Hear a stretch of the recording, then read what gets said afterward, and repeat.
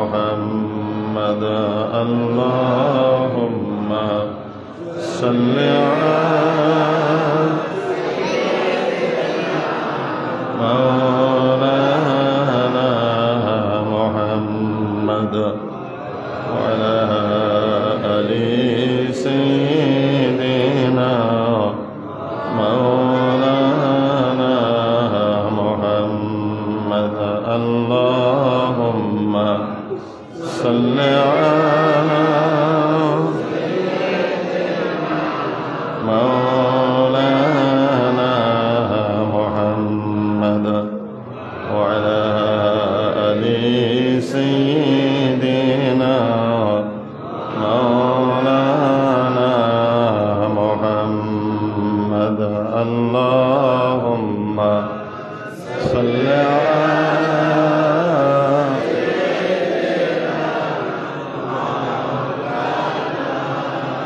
محمد وعلى آل سيدنا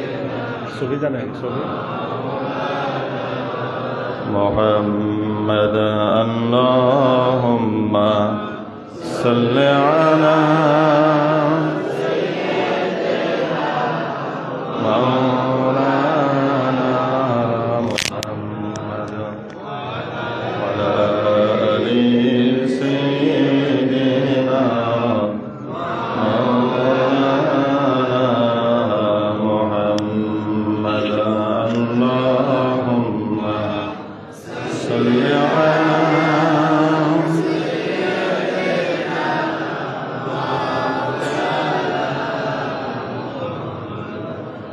وعلى آل سيدنا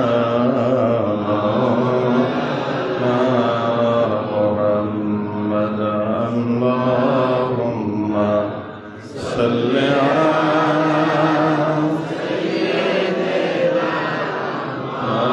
مولانا محمد وعلى آل سيدنا مولانا محمد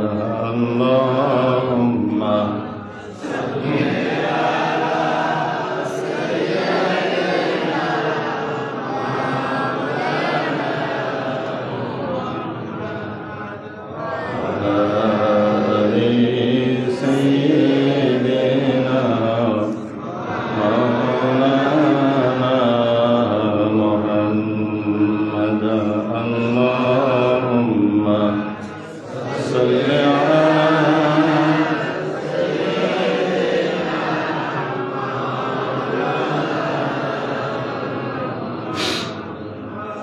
وعلى آل سيدنا مولانا محمد سبحان الذي أسرى بعبده ليلا من المسجد الحرام إلى المسجد الأقصى الذي باركنا حوله لنريه من آياتنا إنه هو السميع البصير আল্লাহর প্রতি সম্মানিত আমার শ্রদ্ধেয় আলেমগণ, আল্লাহর প্রতি আদরের মহব্বতের বান্দারা, আমরা সকলে জানি তো আসছি, না জানলে আসতাম না। আজকে এই পবিত্র রাত্রিটা সবে মেরাজের রাত্রি যাকে বলা হয়। আল্লাহ তাআলার কালামের এক একটা অক্ষরের যদি কেউ কিয়ামত পর্যন্ত জানে, শিখে বুঝে শেষ করতে পারবে না। কোরআনের আয়াতে যে একটা আয়াত আমি তেলাওয়াত করেছিলাম, এর আলোকে সংক্ষেপে আমরা কথা বলব। প্রথমে আমাদের জানা উচিত, জানা দরকার কেন এই মেরাজ। আল্লাহ তাআলা আরশ আজিমের সাথে ওয়াদাবদ্ধ হয়েছিলেন, আল্লাহর হাবিবকে শ্বশুরালি এনে আরশ আজিমে হাজির করবেন। ওয়াদা দিয়েছেন আল্লাহ আরশ আজিমের সাথে। আমাদের বাবা আদমের দেহ যখন 12টা বছর শুকিয়েছিলেন, তখন রূহ ফুঁকে দেওয়া হয়নি। এই দেহ 12 বছর শুকিয়েছেন, 60 গজ লম্বা, 14 গজ হল কোমর পাছা। এই দেহতে উঠে আল্লাহ তাআলা রূহকে হুকুম দিলেন, আদমের ভিতরে প্রবেশ করো। রূহ মুখের কাছে এসে দৌড়াদৌড়ি করতে ছুটাছুটি করতেছেন, ভয়ে আতঙ্ক অস্থির। আল্লাহ বলছেন, আমি হুকুম দিছি ঢুকছো না কেন? আমার ভয় লাগে। রূহ ভিতরে ঢুকে না, ভয়ে চতুর্দিকে ছুটাছুটি করছি। আমার আল্লাহ বলেন কি, আমি হুকুম দিচ্ছি, আমার হুকুম পালন করো না, ঢুকছো না কেন? লাল, আমার ভয় লাগে, যে মাটির দেহ অন্ধকার, আমার ভয় লাগে। এই নূরটা খচিত ছিল আমাদের আসলে যে নূর মোবারক, যার সম্বন্ধে হাদিসে আছে, আউয়ালু মা খালাকাল্লাহু নূরি ওয়া কুল্লু খালকিন বা কুল্লু শাইইন বিন নূরি। আল্লাহ তাআলা সর্বপ্রথম এই আমার নূর তৈরি করেছেন, সর্বপ্রথম সৃষ্টি আমার নূর, আর আমার নূর থেকে তামাম কুল কায়নাত সৃষ্টি করা হয়েছিল। হুজুরকে জিজ্ঞাসা হয়েছে, ইয়া রাসূলুল্লাহ, আপনি কখন থেকে নবী? হুজুর বলছেন, কুনতু নাবিয়্যান ওয়া আদামু বাইনা রূহি ওয়াল জাসাদি। আমি তখন থেকে নবী ছিলাম, আদমের দেহ দেহর জায়গায় ছিল, রূহ রূহর জায়গায় ছিল, আদমের নামগন্ধ ছিল না, তখন আমি নবী হিসাবে ছিলাম। বলা হয়েছে, হাদিসে আছে, এই নূর তৈরি করা হয়েছিল, এই নূর তৈরি করা হয়েছিল আদম সৃষ্টির 14,000 বছর আগে। এটা হলো আখিরাতের পরকালের হিসাব। দুনিয়ার হিসাব হলো 5,04,00,000 বছর বা আরো অনেক বেশি, 405 কোটি বলা হয়। 405 কোটি বছর আগেই এই নূর তৈরি করা হয়েছিল। এই নূর আল্লাহ তাআলা অনেক লম্বা কথা, শেষ পর্যন্ত আল্লাহর আরশের সাথে খচিত রেখে দিয়েছে। এই নূর যখন টান দিয়ে নেই, রূহ যখন ভয় করতেছিল, প্রবেশ করে না, তখন আল্লাহ তাআলা ওই আরশে আজিম থেকে নূরটা টেনে নিয়ে বাবা আদমের পৃষ্ঠমোহরে স্থাপন করে দিলেন। তখনও রূহ দেওয়া না, বডি। এই বডির পৃষ্ঠে যখন নূর স্থাপন করলেন, সমস্ত বডিটা নুরানি হয়ে গেল। রূহ অনায়াসে ভিতরে নির্বিঘ্নে ঢুকে গেলেন, আরশ কাঁদতে শুরু করলো, পরওয়ারদিগার, এতদিন আমি কত শান্তি ছিলাম, তোমার বন্ধুর নূর আমার সাথে ছিল সংযুক্ত, কেন তুমি আমার থেকে এই নূরটা ছিনিয়ে নেবে? আল্লাহ বলে, আমি তোমার সাথে ওয়াদা দিলাম, আমার হাবিবকে সশরীরে আবার আমি তোমার পরিবেষ্ট করবো। আল্লাহ ওয়াদা দিয়েছেন, এখন তো নূর চলে গেছে, এই নূর পূর্ণাঙ্গ করে সশরীরে এনে আবার তোমার উপর আমি উপবিষ্ট করে তোমার আকাঙ্ক্ষাটা আমি পূরণ করে দেব। এই 1 নম্বর আল্লাহ তাআলার ওয়াদা। 2 নম্বর, দুঃখ ব্যথা ভরাক্রান্ত হৃদয়। ভরাক্রান্ত হৃদয় আমুল হুজুন যাকে বলা হয়, বাহিরের শত্রু থেকে সবচেয়ে যার ভয়ে কাছে আসতে পারতেন না, তিনি হুজুরের চাচা আবু তালেব। কাফেররা দূর থেকে আক্রমণ করত, নির্যাতন করত, গালিগালাজ করত, কিন্তু ভয়ে আসতে পারতেন না চাচা আবু তালেবের কারণে। বাহিরের সাহায্যকারী চাচা আবু তালেব যত দূর দূরান্ত থেকে আসুক, যত কষ্ট করে, যত রাত্রে আসুক, আমাদের খাদিজার জীবনী বললে দেখা যায়, হুজুর সাল্লাল্লাহু আলাইহি ওয়াসাল্লাম যত রাত্রে আসুক, প্রথম খাদিজা দরজা করে দিল, আব্বায়ে কি ইয়া রাসূলুল্লাহ, আমি আছি। হুজুর বলেন, খাদিজা তুমি কি ঘুমাও না? ইয়া রাসূলুল্লাহ, আপনি যখন বাইরে থাকেন, কসম আল্লাহ আমার ঘুম আসে না, পেরেশানি অস্থির হয়ে যায়, না জানি কোন খবর আসে। কসম আল্লাহ, আমি এক পায়ে দাঁড়ায় থাকি, কখন আমি আসবেন? আর প্রথমটা যদি সারা না দিয়ে দরজা না খুলতে পারি, আমি আল্লাহর কাছে কি জবাব দিব? এর জন্য আমি যখন আপনারা বাইরে থাকেন, আমার ঘুম আসে না, কসম আল্লাহ, দরজার থেকে এক পা দাঁড়িয়ে হেলান দিয়ে থাকি। একদিন এত গভীর রজনী হয়ে গেছেন, আমাদের খাদিজা মনে হয় ঘুমাইছেন, হুজুর চিন্তা করলেন আজকের খাদিজার জাগ্রত নাই। গভীর রজনীতে এসে ধাক্কা দিলে তার সাথে দরজা খুলে দেওয়া হলো, আজও তুমি ঘুমাই না? কসম আল্লাহ, আমার ঘুম আসে না। এই দূর থেকে, বাইরে থেকে যখন আসতেন, শ্রান্ত ক্লান্ত পরিশ্রান্ত দুঃখ পরাক্রান্ত হৃদয় নিয়ে, যিনি সর্বরকমের খেদমত করে যাকে শান্তি দিতেন, সান্ত্বনা দিতেন, ঠিক নবুয়তের 10ম বছরে আমাদের খাদিজা দুনিয়া থেকে চলে গিয়েছিলেন। বাহিরের সাহায্যকারী, ভিতরের সান্ত্বনাকারী, দুইজনেই 1 বছর চলে গেলেন। হুজুরের কষ্ট, দুঃখ, এত মাত্রা অত্যাচার, নির্যাতন বেড়ে গেল, যাকে বলা হয় আমুল হুজুন, দুঃখের বছর। সবচেয়ে দুঃখ হলো তাইফের চরম নির্যাতন। 29 দিন রাসূল তাইফে ছিলেন, এক ফোঁটা তাইফবাসী পানি রাসূলুল্লাহকে এক ফোঁটা পানি দেয়নি 29 দিন পর্যন্ত। কাঁটাযুক্ত পাথর মেরে মেরে 3 বার বেহুশ করে ফেললেন। 3 বার হুজুর বেহুশ হয়ে পেলেন, মাথা রক্ত যে জুতার সাথে আটক হয়ে গেছিল। কাফেররা মদ খায় আর হাসে, মোহাম্মদ শেষ, জীবনের তো শেষ হয়েছে।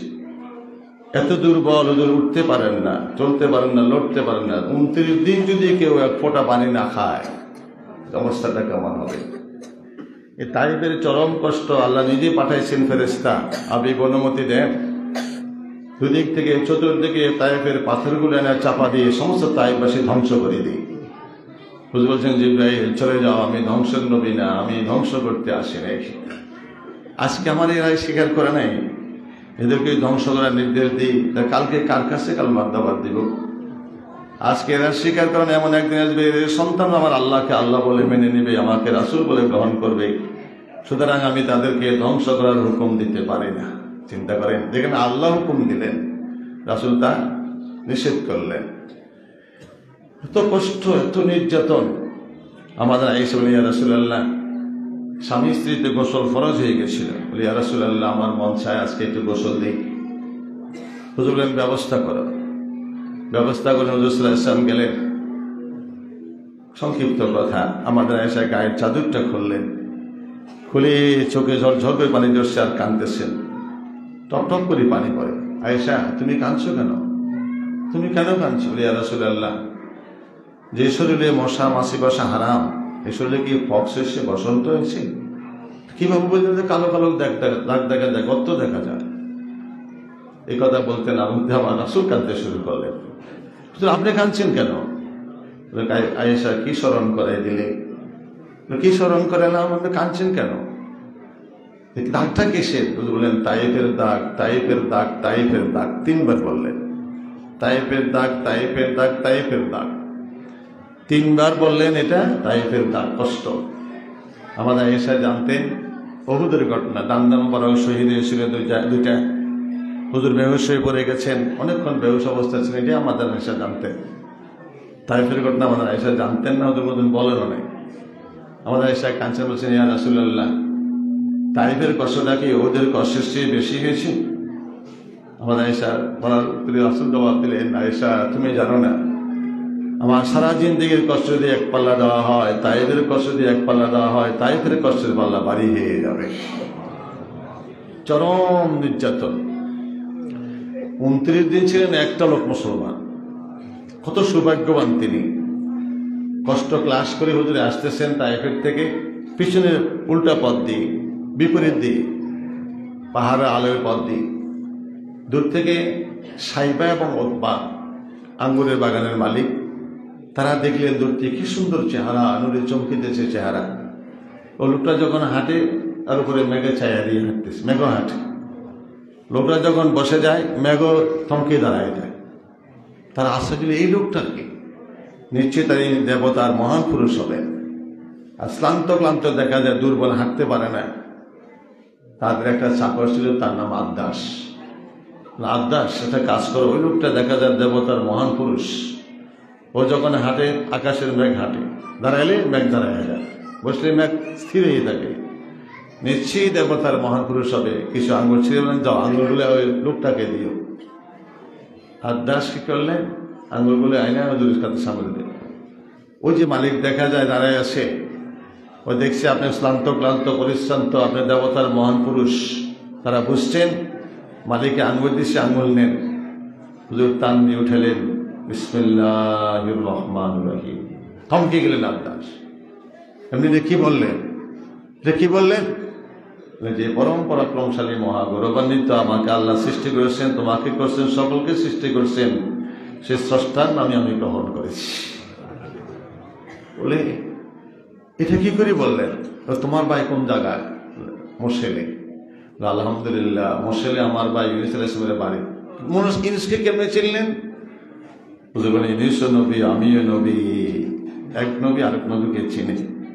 আপনি সত্যি বলেছেন, আমাদের নবীর কথা বলতেন বিসমিল্লাহির রহমানির রহিম। তোমাদের নবী যদি এই কথা বলে থাকে, আমি আর তুমি বিশ্বাস করো? আমি বিশ্বাস করে নিলাম। লা ইলাহা ইল্লাল্লাহু মুহাম্মাদুর রাসূলুল্লাহ সাল্লাল্লাহু আলাইহি ওয়াসাল্লাম। এই একটা লোক সাকর মুসলমান, আর কেউ মুসলমান হয়নি 29 দিন পর্যন্ত। পাহাড়ের পেছন দিকে এসে হুজুর সাল্লাল্লাহু আলাইহি ওয়াসাল্লাম আর ভাইতে মক্কাতে ভয়ে ঢুকছেন না, আর নির্যাতন আরো বাড়াইয়ে দেবে। মোতেম নামে এক বন্ধু ছিল ছোটবেলা থেকে, তিনি ইসলাম গ্রহণ করেন না, কিন্তু হুজুরকে মহব্বত করতেন। বন্ধু, ছোটবেলা থেকে বন্ধুত্ব ছিল। জায়েদকে বলে, জায়েদ বলো যাও, মোতেমকে বললো, মোতেম যদি একটু সুযোগ সহযোগিতা করে তাহলে আমি মক্কা ঢুকবো, নাহলে মক্কা ঢুকা আমার কোনো পরিবেশ নাই।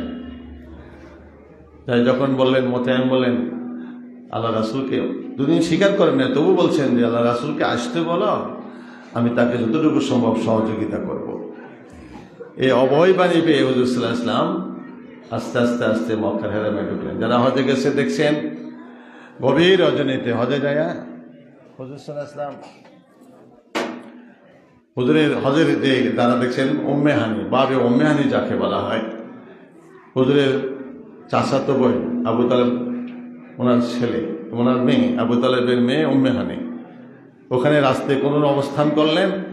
আল্লাহ বলেন, জিবরাইল আর কত আমার হাবিব কত কষ্ট পাবে, কত দুঃখ পাবে, অসহনীয় যন্ত্রণা নিয়ে হাবিব ঘুমাচ্ছে না, যা আমার হাবিবকে আমার দিদারে নিয়ে আস। বুঝেছেন? এখন এই যে অশান্ত মন, দুঃখ কষ্ট ভরাক্রান্ত হৃদয়, ঘুমাচ্ছে না, অশান্তি, এই অশান্তিকে শান্তি দেওয়ার জন্য, বন্ধুকে সমস্ত দুঃখ কষ্টকে মুছে দেওয়ার জন্য সরাসরি আল্লাহ দিদার জন্য আল্লাহ পাঠিয়ে দিলেন।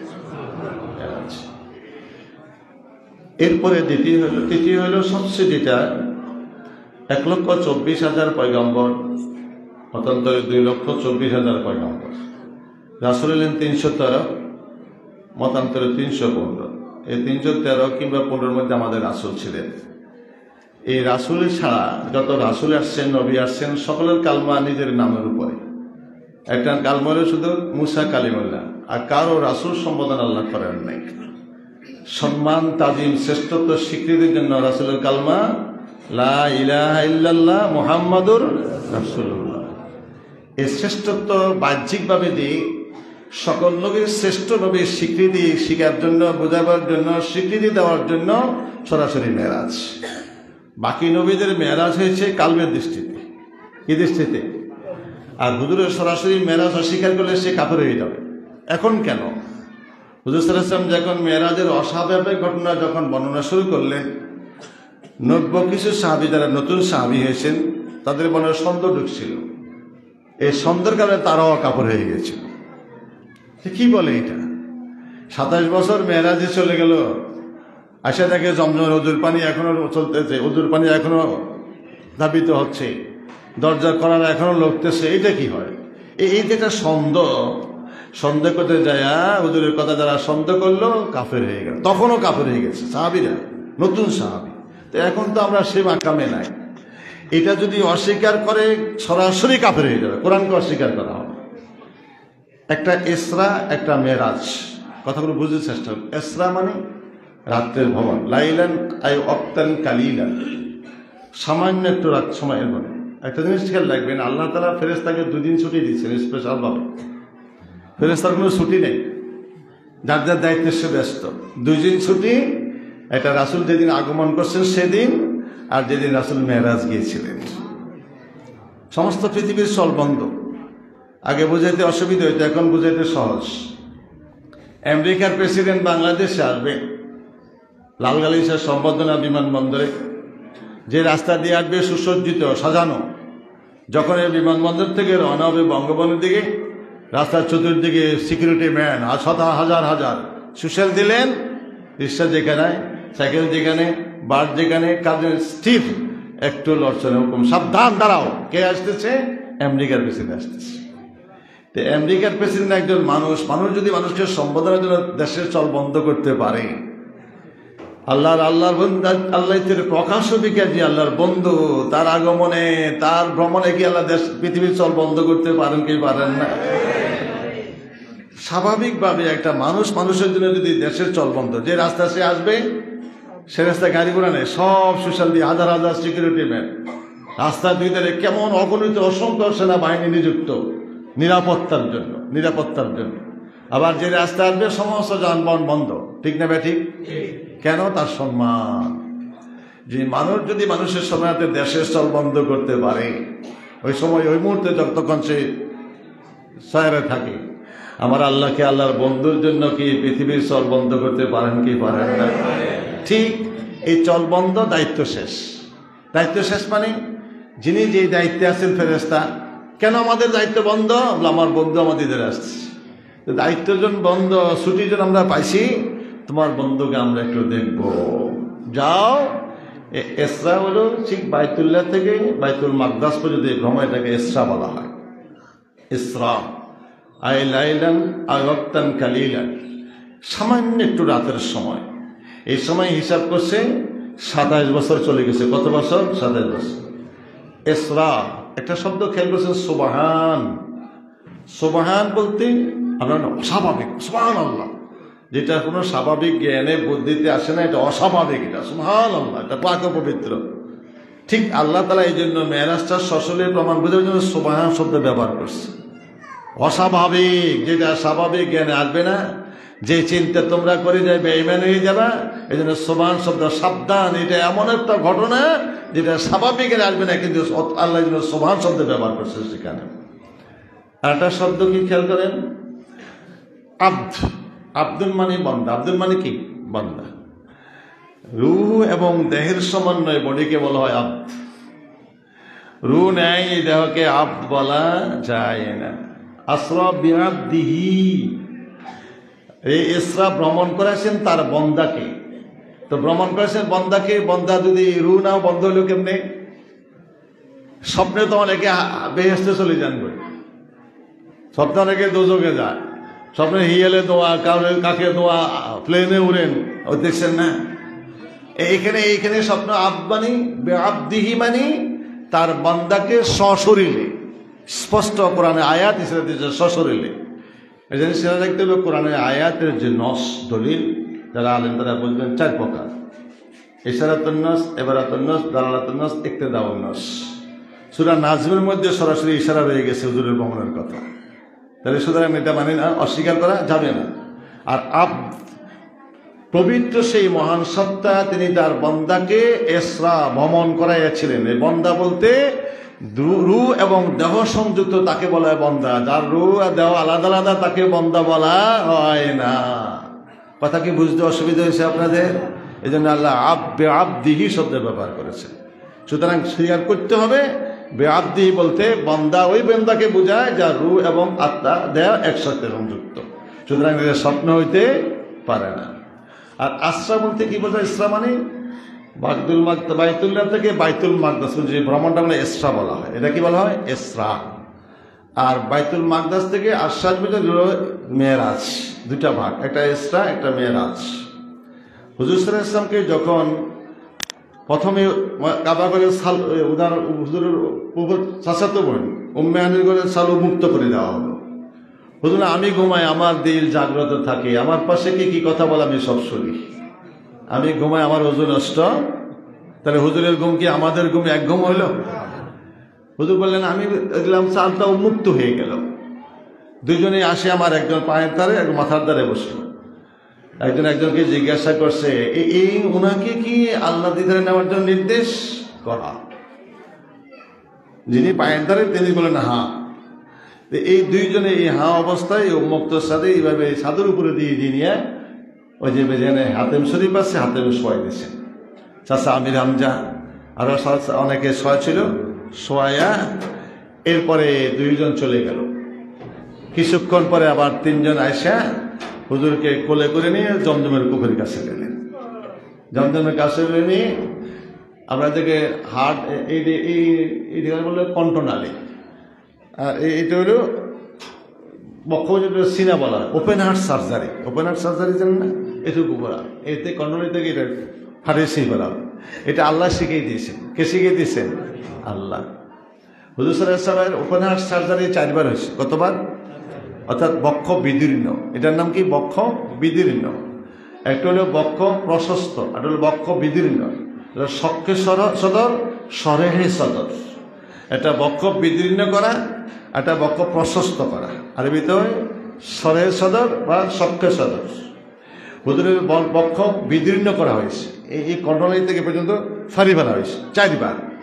5 বছর কিংবা 6 বছর বয়সে বালেকে পদার্পণ, নবুয়তের ওহী দেওয়ার সময়, মেরাজের সময়। এই মেরাজের সময় এখান থেকে এখান পর্যন্ত ফাড়াইয়া কালকে বার করলেন জিবরাইল আলাইহিস সালাম। বাড়িতে একটা ছিপ দিল, ছিপ দিয়ে বেহেশতের থেকে আনা স্বর্ণের পেওলা, রুমাল দিয়ে ঢাকনা দেওয়া, হলুদ বর্ণের পাউডার ছিটিয়ে দিয়ে বললেন, এলেম ও হেকমতের নূর, ঈমান ও হেকমতের নূর দিয়ে পরিপূর্ণ করে দেওয়া হলো। এই পরিপূর্ণ শক্তি কেন দেওয়া হলো? মা জাগাল বাসার ওয়া মা তাগা লাকাদ রাআ মিন আয়াতি রাব্বিহিল কুবরা। অস্বাভাবিক ঘটনা যেটা হতে ঘটবে, সবচেয়ে বড় অস্বাভাবিক হবে আল্লাহকে দেখা। কাকে দেখা? অন্যান্য জিনিস দেখলে কোনো রকম দৃষ্টিও চলবে না, অন্তর ভয়ভীতিও আসবে না। সরাসরি আল্লাহকে দেখা, এই কোনো নবী তো আর দেখতে পারেন না। যেমন মুসা আলাইহিস সালাম কালবের দৃষ্টিতে দেখছেন, প্রমাণ পাওয়া যায়। জাহির দৃষ্টিতে আল্লাহকে কেউ দেখে নেই। মুসা আলাইহিস সালাম যদিও উম্মতেরা দাবি দিচ্ছেন, কিন্তু অন্তরে তার খেয়াল উম্মতের দাবি হিসেবে তিনি সরাসরি দেখবেন আল্লাহকে। কারা দেখবেন? এই জন্য তারা আরবি জানেন, লেখাপড়া করছেন, কোরআনে আছে, সিঙ্গেল নাম্বার ব্যবহার করছে, ওয়াহিদ, জমানা, প্লুরাল নাম্বার। রব্বি আরিনি, রব্বি আরনা বলা হয় নাই। কারণ মুসা আলাইহিস সালাম জানতেন যে এই উম্মত দেখতে পারবে না, সুতরাং এই উম্মতের কথাটা যদিও দাবি তাদের, এবার নিজে আবেগ বলল রব্বি আরিনি, রব্বি আরনা বলা নয়, আরে না বলে না, আমাদেরকে দেখা দাও। এ কথা কি কোরআন শরীফে আছে? নেই, রব্বি আরিনি বলছেন।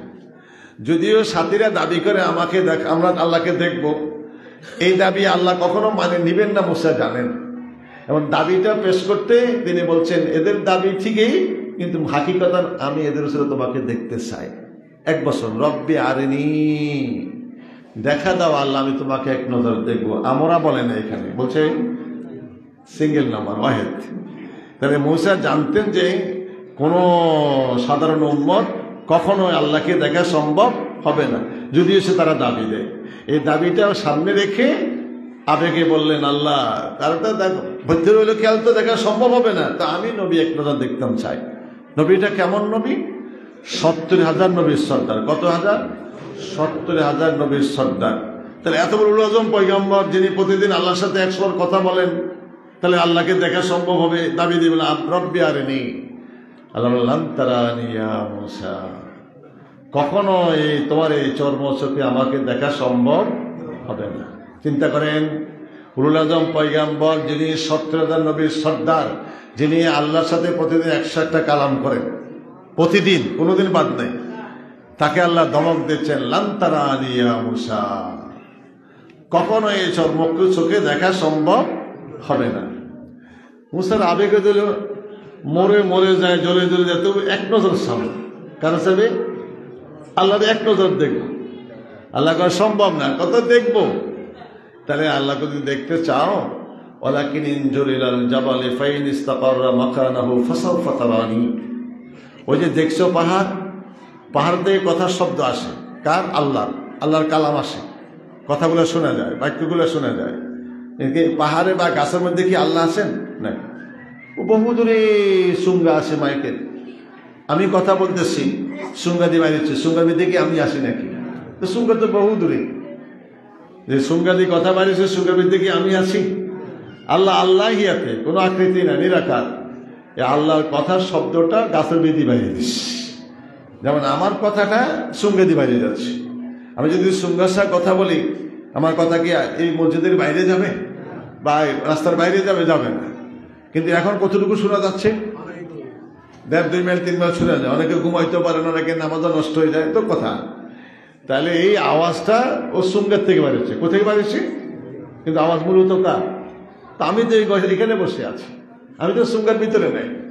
ঠিক আল্লাহ হিয়াতে, ওখান থেকে আল্লাহ বাক্যটা, শব্দটা বেরিয়ে যাচ্ছে কোথা দিয়া? গাছের ভিতর দিয়ে, গাছের ভিতর।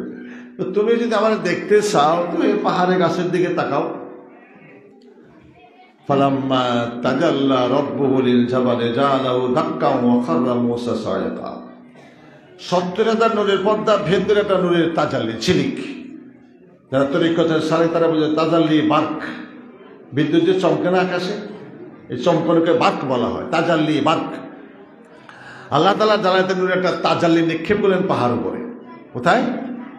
এই তাজাল্লি শুধু আল্লাহ, সরাসরি আল্লাহ তাজাল্লি নিক্ষেপ করার সাথে সাথে পাহাড় যদি কয়লা হয়ে গেল। এদের পুরান কথা সকলে জানেন। মুসা আলাইহিস সালাম বেহুশ হয়ে গেল, 70 জন সাহাবী তার সঙ্গী মরে কয়লা হয়ে গেছে চলে। উল্লাজম পয়গাম্বর মুসা সচক্ষে দেখার আক্রমণ করে সরাসরি আল্লাহ না, আল্লাহ তাআলা জালালাতের তাজাল্লি সইতে পারলেন না, চলে সাথীরা চলে গেল, মুসা বেহুশ হয়ে গেল, সরাসরি আল্লাহকে দেখবো কেমনে? আর দেখাটা কত মহান দেখা, আর দেখতে গিয়ে তো শক্তির প্রয়োজন আছে কিনা নাই, সেই দেখা দেখছে কে? আল্লাহর হাবিব মুহাম্মদুর রাসূলুল্লাহ। এইটা হলো সবচেয়ে বড় মুজিজা। আল্লাহ বুঝে দিচ্ছেন আমার হাবিব তোমাদের নবীদেরও নবী, সকলেরও নবী, আমার হাবিব সকলের নবী। এই হাবিবের মর্যাদার কার তুলনায় মেসাল নাই। আমার হাবিবকে আমি সচক্ষে আমি আল্লাহ দেখা দেবো, বুঝেছেন? এখন এই দেখেন যেটা শক্তি, যা চোখে দেখবে অন্তর উপলব্ধি করতে পারবে। আমরা দেখি অনেকে বিচলিত হয়, অন্তর উপলব্ধি আসতে পারে না। এই জন্য আল্লাহ বলছেন আমার এই বন্ধুরে এই শক্তি দিয়ে দাও। মেরাজের রাত্রিতে আল্লাহ কি করলেন?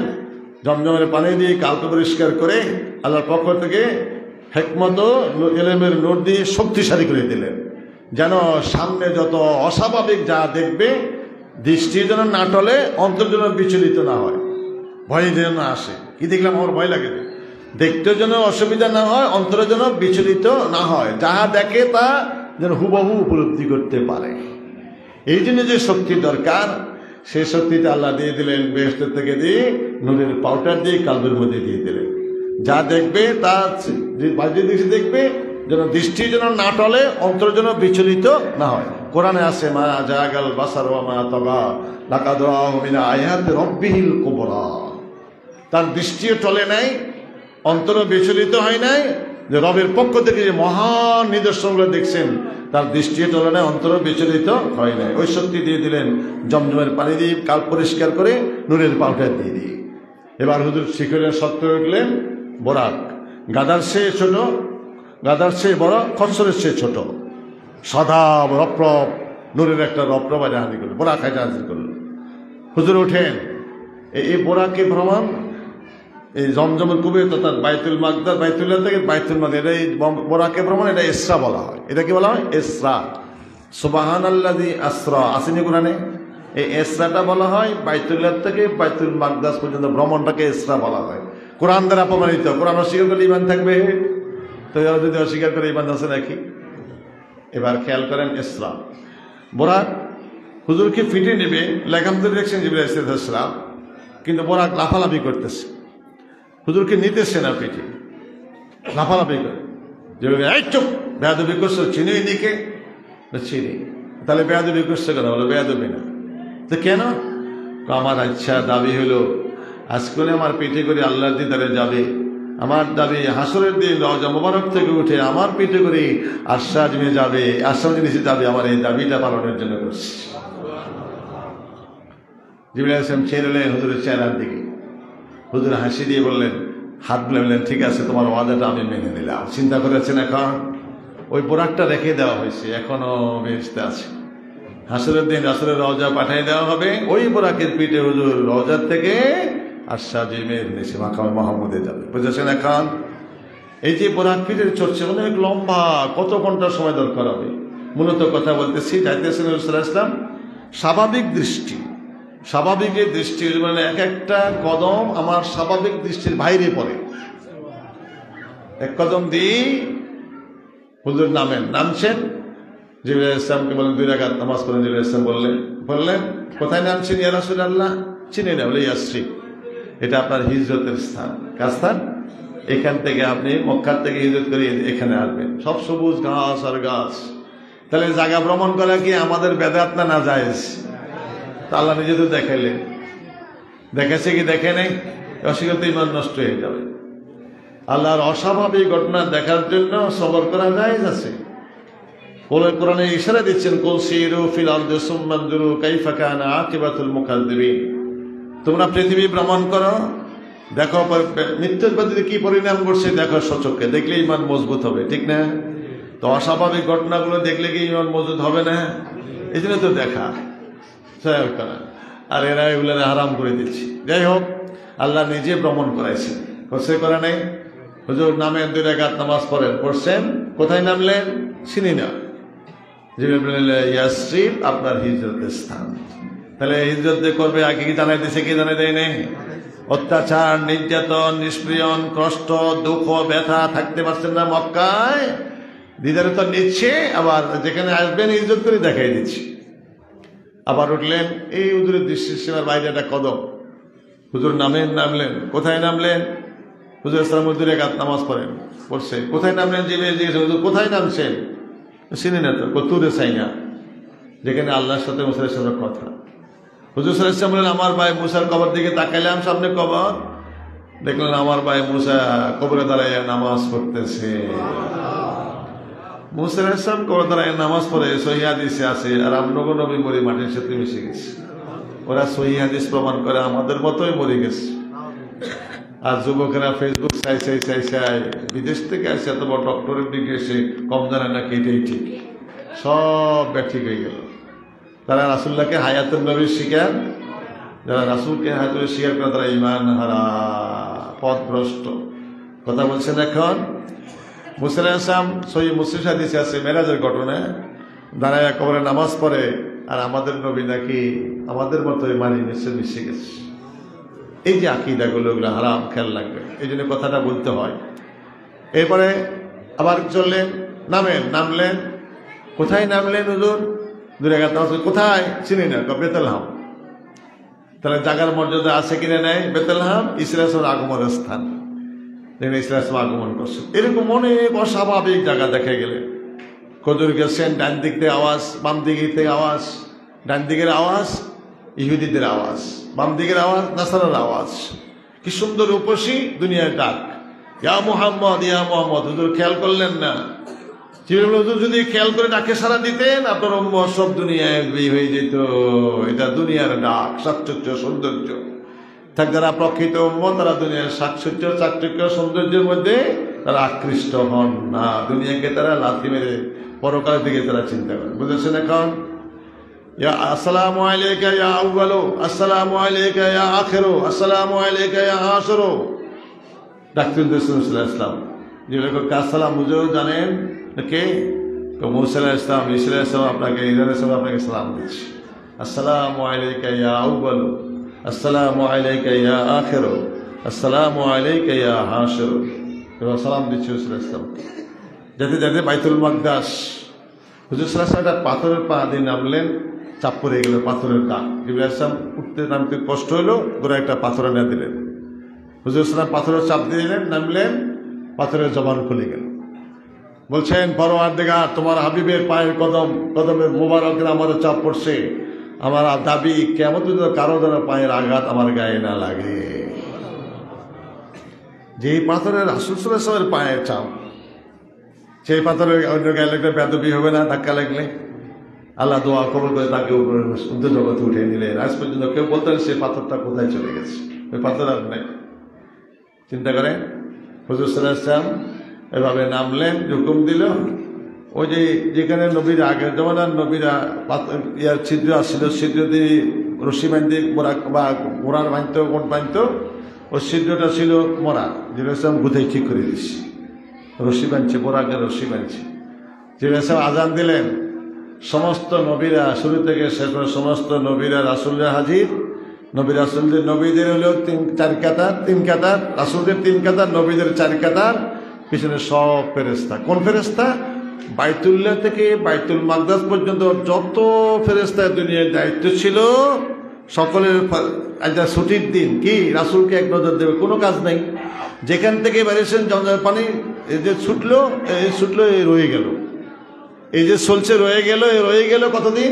27 বছর। 27 বছর ফেরেশতারা কি করছে? যত ফেরেশতা, যত দায়িত্ব সব মুক্ত করে দিয়ে ওই রাসূলকে দেখার জন্য এক নজর এই মক্কা থেকে বাইতুল মাকদাসের এক সারিবদ্ধ দাঁড়ায় গেছিলেন। তারা আজ ছুটি পাইছে, কি পাইছে? ছুটি।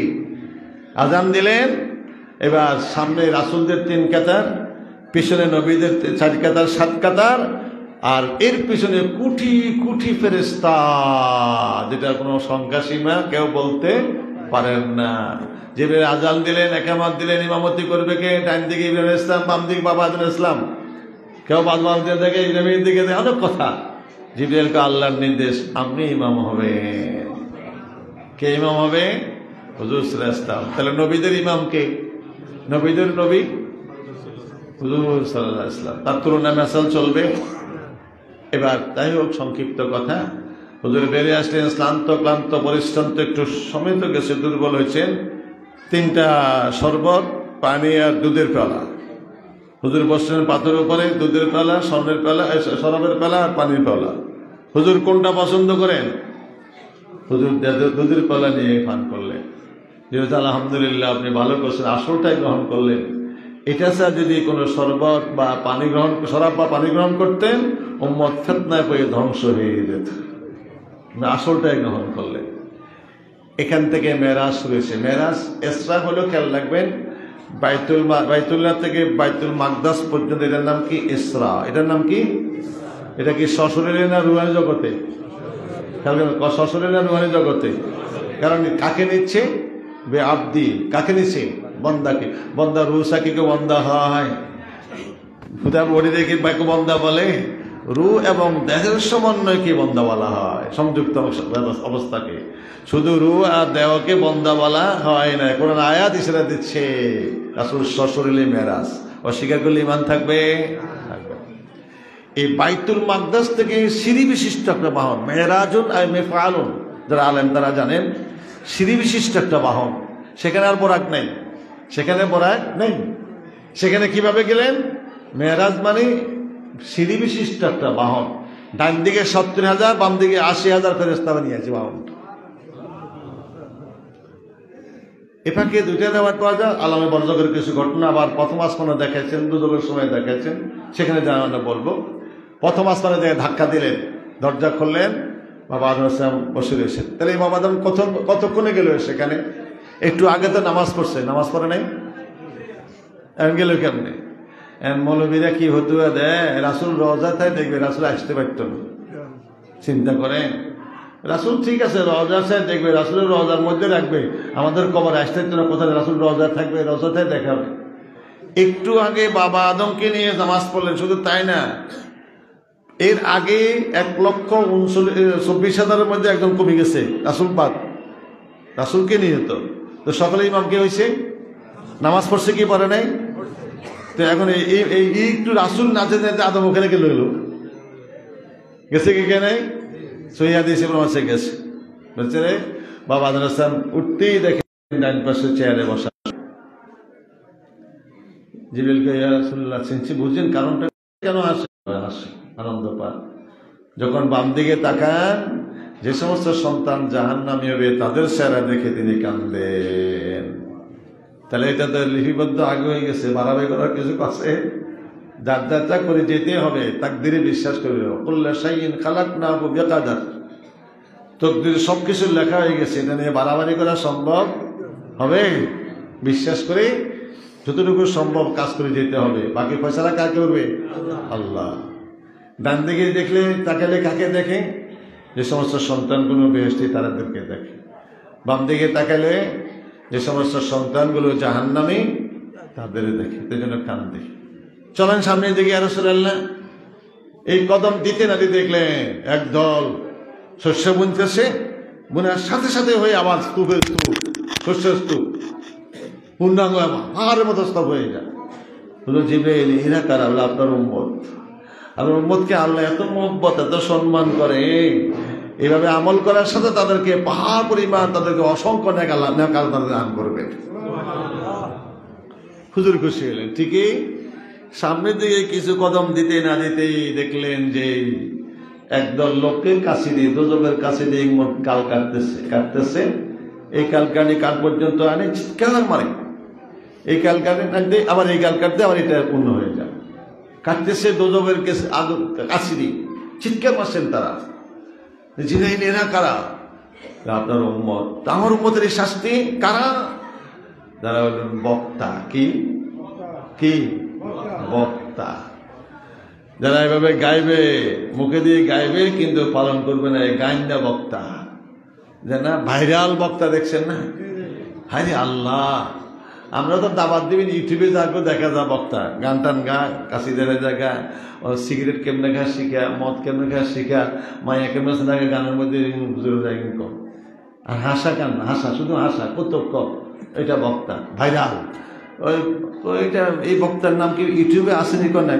ইউটিউবে না দিলে আবার বক্তা হইল কেমনে?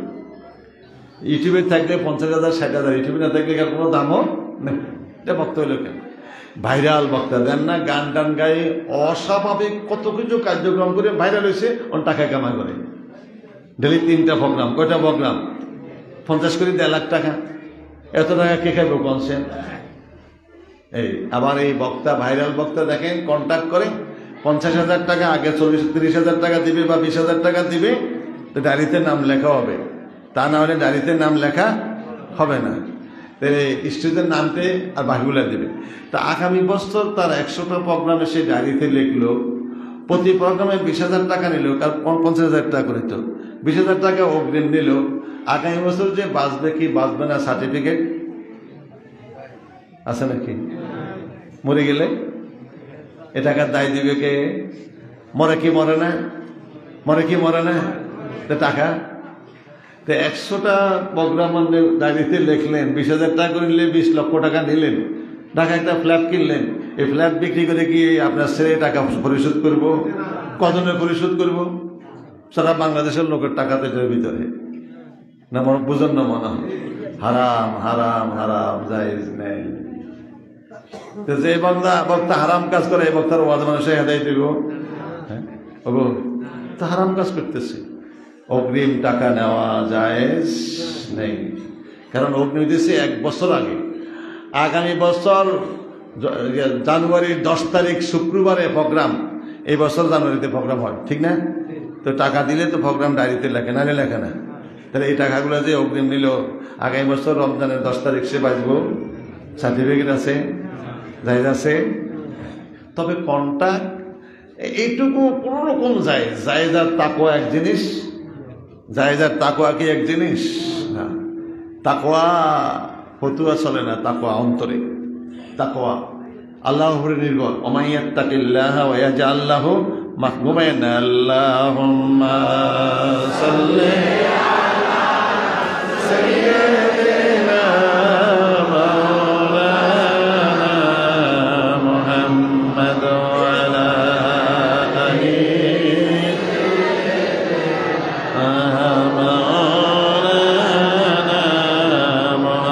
একটা জায়েজ, একটা তাকওয়া। জায়েজ আর তাকওয়া গল্প অফ ডিফারেন্স। মসজিদে ইমামতি করে 10,000 টাকা বেতন, কমিটির সিদ্ধান্ত, এটা জায়েজ। কিন্তু আগে 10 মাসের বেতন, 1 বছরের আগে বেতন লই দিলাম, এটা ঠিক হবো? যদি আগে বছর সে বাঁচবে না, আছে তার সার্টিফিকেট আছে, এটা অগ্রিম না, এটা জায়েজ।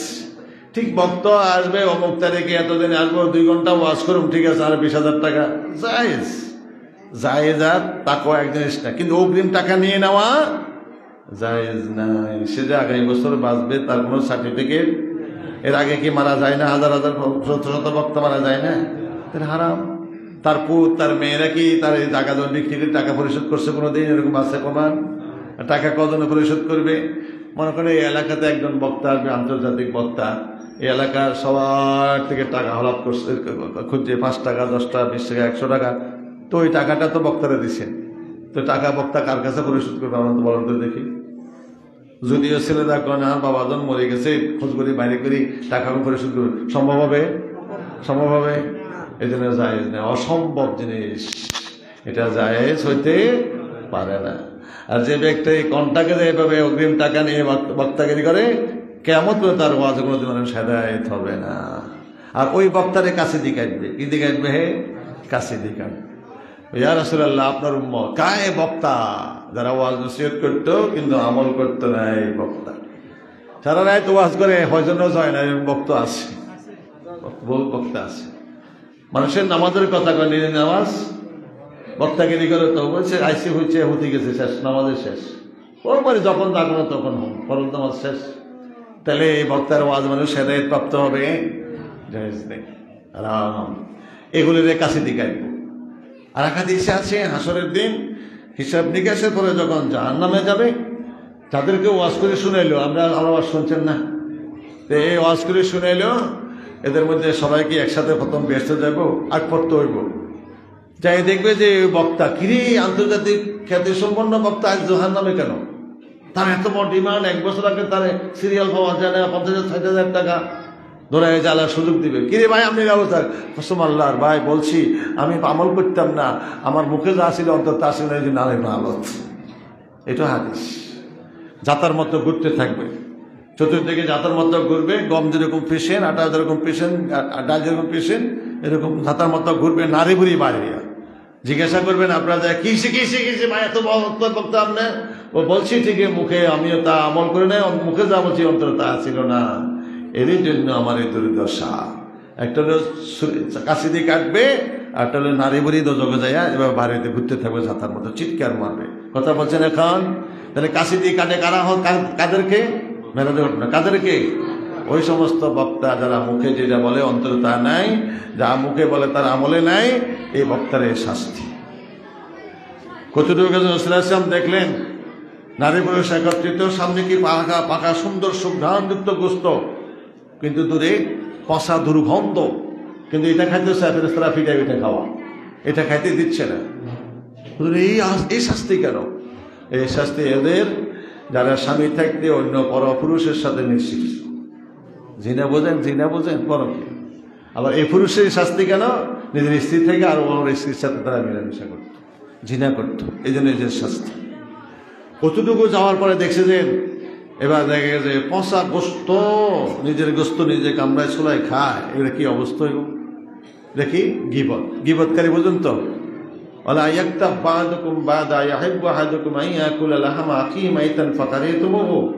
একে অপরের গিবত করা, পরনিন্দা করা, সমালোচনা করা, গিবত, এটা মরা ভাইয়ের গোস্ত খাওয়ার সমতুল্য। খাবেন কেউ? তো খাবে না, এগুলো গিবতের পরিণাম, প্রতিফল। কতটুকু গেছেন? এভাবে রক্তের সমুদ্রে সাঁতরাইতেছেন, সাপের ভিতরে কিলবিল করতেছে, কামড়াতে চিৎকার মারছেন। ভাই জিবরিল এরা কারা? সুদখোর আসেন নাই? যারা সুদখোর ঘোষখোর তাদের এই অবস্থা।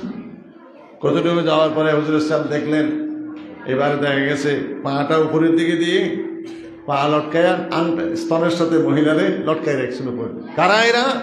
ব্যভিচারিণী এবং স্বামীর বিনা অবাধ্য নারীদেরকে শাস্তি দেওয়া হচ্ছে। স্বামীকে মানত না, এই পাঁচরণ দিয়ে তারা দেশে দেশে ঘুরত, স্বামীর অবাধ্য ছিল আর ব্যভিচারিণী ছিল, জিনাকারী ছিল, এই জন্য পার উপরে দিয়ে স্তনের সাথে আন্টা লাগাইয়া তাদেরকে শাস্তি দেওয়া হচ্ছে। এভাবে আরো বহু শাস্তি। একদল সবচেয়ে বাবা জঘন্য দেবীরা আগুন খাচ্ছে, আগুন বাড়াচ্ছে। কি খাচ্ছে? শাস্তি দিচ্ছে, আগুন মুখে দিয়ে খাইতেছে, পাশে বাড়ছে, খাওয়াইতেছে চিৎকিরে পিড়ে। এরা কারা? এতিমের হক বক্ষণকারী। ইন্নাল্লাযীনা ইয়াকুলুনা আমওয়ালাল ইয়াতামা যুলমান ইন্নামা ইয়াকুলুনা ফি বুতুনিহিম নারা ওয়া সায়াসলাউনা সাঈরা। এই এতিমের হক খাওয়া মানে, বলেন এতিমের হক খাওয়া মানে কি? আগুন খাওয়া। এতিমের হক দিচ্ছেন নেই, দেন না তো, এরকম জোর করে ছোট মানুষ পাইছে, বাস জায়গা দখল রেকর্ড করে নিয়ে গেছে। এই যে এতিমের হক খাইলেও সে যেন আগুন খাইতেছে। হাসিদেরকে এইভাবে যেগুলো শাস্তি দেওয়া হবে। আরো অনেক কিছু। প্রথম আসমান সবর করে দ্বিতীয় আসমানে উঠতেই দেখা গেলেন যে ইয়াহিয়া আলাইহিস সালাম এবং ঈসা আলাইহিস সালাম, নাম শুনছেন না? ঈসা আলাইহিস সালামের দ্বিতীয় আসমানে। কোথায়? দ্বিতীয় আসমানে। তার খালাতো ভাই ইয়াহিয়া, দুই নবীর সাথে সাক্ষাৎ হল। দ্বিতীয় আসমান ভ্রমণ করে তৃতীয় আসমানে ঈসা আলাইহিস সালামের সাথে দেখা। চতুর্থ আসমানে ইদ্রিস আলাইহিস সালাম, পঞ্চম আসমানে হারুন আলাইহিস সালাম। তারা সকলে কি নামাজ পড়ছিল না? নামাজ পড়ছে না? এখন কোথায় গেল? এবারে 7 আসমানে দেখা গেল ইব্রাহিম আলাইহিস সালামের সাথে দেখা, যিনি ডান পাশে দাঁড়ানো ছিলেন নামাজ অবস্থা। বাবা আদম বাম পাশে, ইব্রাহিম আলাইহিস সালাম কোথায় ছিল? ডান পাশে। এখন কোথায়? 7 আসমান। সেখানে অনেক ঘটনা, সেদিকে যাচ্ছি না। হুজুর ইসলাম যাইতেই সেখানে দেখলেন যে কি সুন্দর চেহারা বিশিষ্ট নূরের জিনকে চমকিতেছে, একদল লোক আসছে। হুজুর সাল্লাল্লাহু আলাইহি ওয়াসাল্লাম আল্লাহর পক্ষ থেকে নির্দেশ, হাবিব বাইতুল মামুরে 2 রাকাত নামাজ, ফেরেশতাদের ইবাদত গাও। আর কি ফেরেশতাদের ইবাদতগাহ বাইতুল্লাহ বরাবর 4-7 বছর পরে ফেরেশতাদের ইবাদতগাহ বাইতুল মামুর, সেখানে প্রতি সেকেন্ডে 70,000 ফেরেশতা তওয়াফ করে 2 রাকাত নামাজ পড়ে। এটার নাম বাইতুল মামুর, ফেরেশতাদের ইবাদতগাহ। সেখানে তিনি 2 রাকাত নামাজ পড়লেন, নুরানি চেহারা, সূর্যের মতো চেহারা নিয়ে যারা আসছেন তাদের সাথে। এবার জিজ্ঞাসা করলেন, এরা কারা? এরা আপনার উম্মত, যারা আপনার সাথে বেহেশতে যাবে। আর দল আসতেছে, ফেরেশতারা বাধা দিচ্ছে, আটকে রাখলেন, আসতে দেয় না, আসতে দেয় না। জিবরাইল, এরা কারা? বলে এরা আপনার উম্মত। আসতে দিচ্ছে না কেন? এরা গুনাহগার, জাহান্নামে। হুজুর দোয়া করছেন, আল্লাহ কবুল করলেন। আবে তাদেরকে একটা জমজম সালসাবিল নামের নহরে গোসল দেওয়া হলো, যারা চাঁদের মতো হয়ে গেল। হুজুর তাদেরকে নামাজ পড়লেন, এরা দ্বিতীয় স্টেজে বেয়ে যাবে, সরাসরি প্রথম স্টেজে বেহেশতে যাইতে পারবে না। এরপর হুজুর সাল্লাল্লাহু আলাইহি ওয়াসাল্লাম বললেন, অনেক লম্বা কথা, একটা জিনিস খেয়াল রাখবেন। প্রথম ভ্রমণটা হলো বুরাকের পিঠে করে বাইতুল্লাহ থেকে বাইতুল মাকদাস পর্যন্ত। দ্বিতীয় বাইতুল মাকদাস থেকে প্রথম আসমান পর্যন্ত ইসরা হলো, ভ্রমণ হলো কি সিঁড়ি বিশিষ্ট একটা বাহন। এরপরে এক আসমান থেকে আর আসমানের, প্রত্যেক আসমানের যিনি শ্রেষ্ঠ ফেরেশতা তার পিঠে করে হুজুর সাল্লাল্লাহু আলাইহি ওয়াসাল্লামকে এক আসমান পর করে দেওয়া হয়েছে। বাইতুল মামুর থেকে জিবরাইল আলাইহিস সালাম 2টা পাখা নয় দিয়ে বসে গেলেন। বাইতুল মামুর থেকে হুজুর সাল্লাল্লাহু আলাইহি ওয়াসাল্লামকে জিবরাইল সিদরাতুল মুনতাহা, তার নির্দিষ্ট স্থান, শেষ জায়গা, শেষ সীমানা নিয়ে গেলেন। জিবরাইল আলাইহিস সালাম বললেন, হুজুর নামুন। নামলেন। নামতেই হুজুর সাল্লাল্লাহু আলাইহি ওয়াসাল্লাম যখন নামলেন, সাথে সাথে 600 নূরের পাখা মিলিয়ে একটা ঝাঁকড়া দিলেন। এটা আর হুজুর কোনো দেখে নেই। 2টা পাখা দেখছেন, 600 পাখা একসাথে দেখেন না। আল্লাহ তাআলা জিবরাইল ইসলামকে তৈরি করছেন 600 নূরের পাখা দিয়ে। এক একটা পাখার সদি দ্রুতগামী তেজিগোড়া 500 বছর ধরে যতটুকু রাস্তা অতিক্রম করতে পারে, এক একটা পাখার সদি ততটুকু লম্বা। দ্রুতগামী তেজিগোড়া 500 বছর বিরামহীন ভাবে দৌড়লে যতটুকু রাস্তা অতিক্রম করে, এক একটা পাখা ততটুকু লম্বা। 600 নূরের পাখা দেখে না কোনো সময়, একসাথে মিলে এটা ঝাঁকড়া দিলেন। হুজুর স্তম্ভিত, জিবরাইল এটা আমরা আসল চেহারা, এটা আসল স্বরূপ, এটা কি আসল স্বরূপ? হুজুর আপনি যাচ্ছেন, আমার একটা দাবি। কি দাবি তোমার? হুজুর আমাকে আল্লাহ যখন সৃষ্টি করেছিল, তৈরি করছিল, তখন আমি 2 রাকাত নামাজ পড়ছিলাম শুকরিয়াতা। এত বিশাল দেওয়া দিয়ে তৈরি করেছেন, আমি আল্লাহর কাছে 2 রাকাত শুকরিয়াতার নামাজ পড়লাম, 30,000 বছর লেগেছিল। কত? 30,000। যে আমার আল্লাহ এত বিশাল দেওয়া দিয়ে তৈরি করলো, আমি শুকরিয়া আদায় করবো না? তখন আমি শুকরিয়াতা 2 রাকাত নামাজ পড়লাম, নামাজ পড়তে 30,000 বছর সময় লেগে গেছে। তো আমি যখন নামাজ শেষ করে উঠে দাঁড়াইলাম, তখন আল্লাহ বলেন, জিবরাইল ভাব তো ভালাই দেখা যায়, একটু ভাব, শুকরিয়া আদায় করলে 30,000 বছরে 2 রাকাত নামাজ পড়লাম। যাকে সৃষ্টি না করলে আমি কুল কায়নাত সৃষ্টি করতাম না। আমার বন্ধু, আমার হাবিবের মর্যাদা তুমি জিবরাইল বুঝবে না। তোমার আমার হাবিবের উম্মতের মর্যাদা কত জানো? কেমন? আমার হাবিবের উম্মত যদি অল্প টাইমে 2 রাকাত নামাজ পড়ে, তুমি যে 30,000 বছর 2 রাকাত নামাজ পড়লে যে ফজিলত, সমপরিমাণ ফজিলত আমার হাবিবের উম্মতকে দিয়ে দাও। তাহলে ফেরেশতার মর্যাদা বেশি না আমাদের মর্যাদা বেশি? আশরাফুল মাখলুকাত, আশরাফুল মাখলুকাত। আর এই সার্টিফিকেট পাওয়া গেছে বাবা আদমের কারণে। আজ মৌলভী সাহেব ওয়াজ করে বাবা আদম ভুল করছে, আমরা ভুল করি। এই আকীদা যার থাকবে তার ঈমান নষ্ট হয়ে যাবে। খেয়াল রাখবেন, কোন নবীরা ভুল করেন নাই। গুনাহ তো নয়, আল আম্বিয়া ও মাসুমুন, প্রত্যেক নবীরা নিষ্পাপ। কোন নবীরা তো গুনাহ করেন নাই, ভুলও করেন নাই। প্রত্যেক নবী যেটা ভুল পাওয়া যায় হাদিসে বা কোরআনে যেটা আমরা দেখি, এই ভুলটা কিন্তু প্রত্যেক নবীর ভুলটা উম্মতের জন্য রহমত। কার জন্য রহমত? উম্মতের জন্য। বাবা আদমের ভুলটা কিয়ামত পর্যন্ত সন্তানের জন্য রহমত। এটা আল্লাহর ইচ্ছা। কার ইচ্ছা? আল্লাহর ইচ্ছা। আরাফাত ময়দানে প্রতি হজের সময় 50-60 লক্ষ লোক একত্রিত হয়। কেন? বাবা আদমের সাথে আল্লাহ ওয়াদা দিয়েছেন, আদম এত কাল্লা, এত চোখের পানি ফেলাইলা, তা আজকে আমার বন্ধু রসুল্লাহ মাপ চাইছ, তো তোমার এত চোখের পানি শুধু বন্ধু রসুল্লাহ আজকে মাপ করে তোমাকে ক্ষান্ত হবো না? তোমার যে সমস্ত সন্তান আসা এই দিনে, এই টাইমে, এই আরাফাত ময়দানে হাজিরা দিবে, তাদের পেছনে জিন্দিগির সমস্ত গুনাহ আমি আল্লাহ মাফ করে দেব। প্রতি বছরে 50-60 লক্ষ লোক লাব্বাইক আল্লাহুম্মা লাব্বাইক লাব্বাইক লা শারীকা লাক লাব্বাইক ইন্নাল হামদা ওয়ান নি'মাতা লাক ওয়াল মুলকু লা শারীকা লাক, এই যে লাব্বাইক ধ্বনি দেয় 50 লক্ষ 60 লক্ষ একটা যদি লাব্বাইক ধ্বনি দেয় তখন অবস্থাটা কেমন হয়? আরশ খুশি লহগলম থরথর করে কাঁপতে থাকে। আমার মতো পাষণ্ড হৃদয় কলজা ফেটে চোখে পানি আসে। এই যে চোখে পানি আসলো, লাব্বাইক ধ্বনি দিল, তওবা ইস্তেগফার করলো, 60 70 80 বছরের গুনাহ যা করে গেল সব আল্লাহ মাফ করে দিবেন। আর কেন মাফ? ওই বাবা আদমের সাথে আল্লাহ ওয়াদা দিয়েছেন। তো যদি বাবা আদমের ভুল না হইতো, এখানে এইভাবে না আসতেন, আপনাদের বাবার ব্যবস্থা কেমন হইতো? আর কতজনের মাপের ব্যবস্থা হয়েছে? কোটি কোটি আদম সন্তান। আর আপদমাদের হাজিরা দিয়েছে হজের ওই অবস্থায় পিছনে জিন্দেগির গুনাহ মাপ, অস্বীকার করলে ঈমান নষ্ট হয়ে গেল। এটা কারো ছিল না হলে কি আমরা হয়তেন? ভালো হয়েছে না খারাপ হয়েছে? চিন্তা করে বাবা আদমের রসুলে মাপ, আর বাবা আদমের সন্তানের কেউ বাবা আদম ভুল করছে তাই আমরা ভুল করি, এটা বলা যাবে না, বেয়াদবি হবে, এটা বলে ঈমান নষ্ট হয়ে যাবে। ভুল করা মানে এটা তো একটা ত্রুটি বিচ্ছুতি আছে, কিন্তু আল্লাহ বলছেন বলে এইভাবে লা ইলাহা ইল্লাল্লাহ আদম সুরকন আদম, যার কোনো ত্রুটি জানে।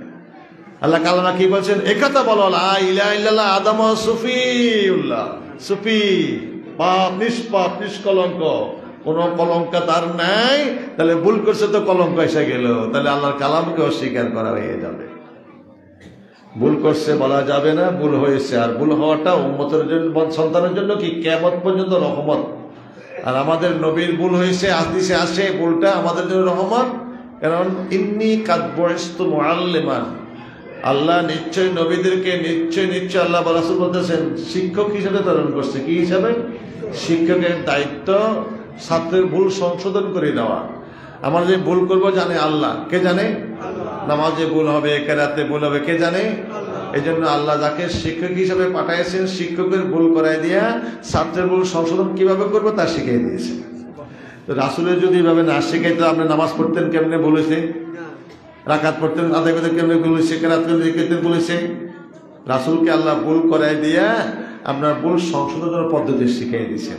ভালো হয়েছে না খারাপ হয়েছে? প্রত্যেক নবীর ভুল উম্মতের জন্য রহমত, আর প্রত্যেক বাবা আদমের ভুল কিয়ামত পর্যন্ত সন্তানের জন্য রহমত। এই জন্য আকীদা থাকতে হবে সমস্ত নবীরা নিষ্পাপ এবং নবীরা কোনো ভুল করেন নাই। শিকার স্বীকৃতি না আসলে তার ঈমান নষ্ট হয়ে যাবে। আল্লাহুম্মা সাল্লি আলা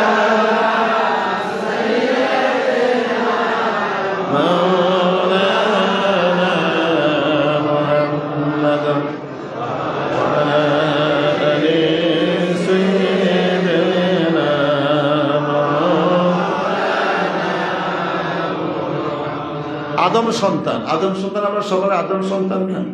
নবীর উম্মত আদম সন্তান না? বাবা আদম, আমরা সকলে বাবা আদমের সন্তান। আদম সন্তান যারা আমরা আল্লাহকে মেনে নিয়েছি তারা কি বেহেশতি, রাসূল বেহেশতি। তো জিবরাইল সাহেব বললেন, আল্লাহ বলেন জিবরাইল আমার বন্ধুর উম্মতের যে মর্যাদা, এই বন্ধুর উম্মত কত মর্যাদাশীল হবে। তুমি জিবরাইল 30,000 বছরে যে 2 রাকাত নামাজ পড়ছ, আর আমার বন্ধুর উম্মত 2 মিনিট বা সর্বোচ্চ 3 মিনিট লাগবে নামাজ পড়লে, 30,000 বছর যে নামাজ পড়লে ওই পরিমাণ সব লিখে দেওয়া হবে। এই মর্যাদা বাবা আদম রসুলে বাড়ছে, নবী রসুলে বাড়ছে, অন্য কারো রসুলে বাড়ে নাই।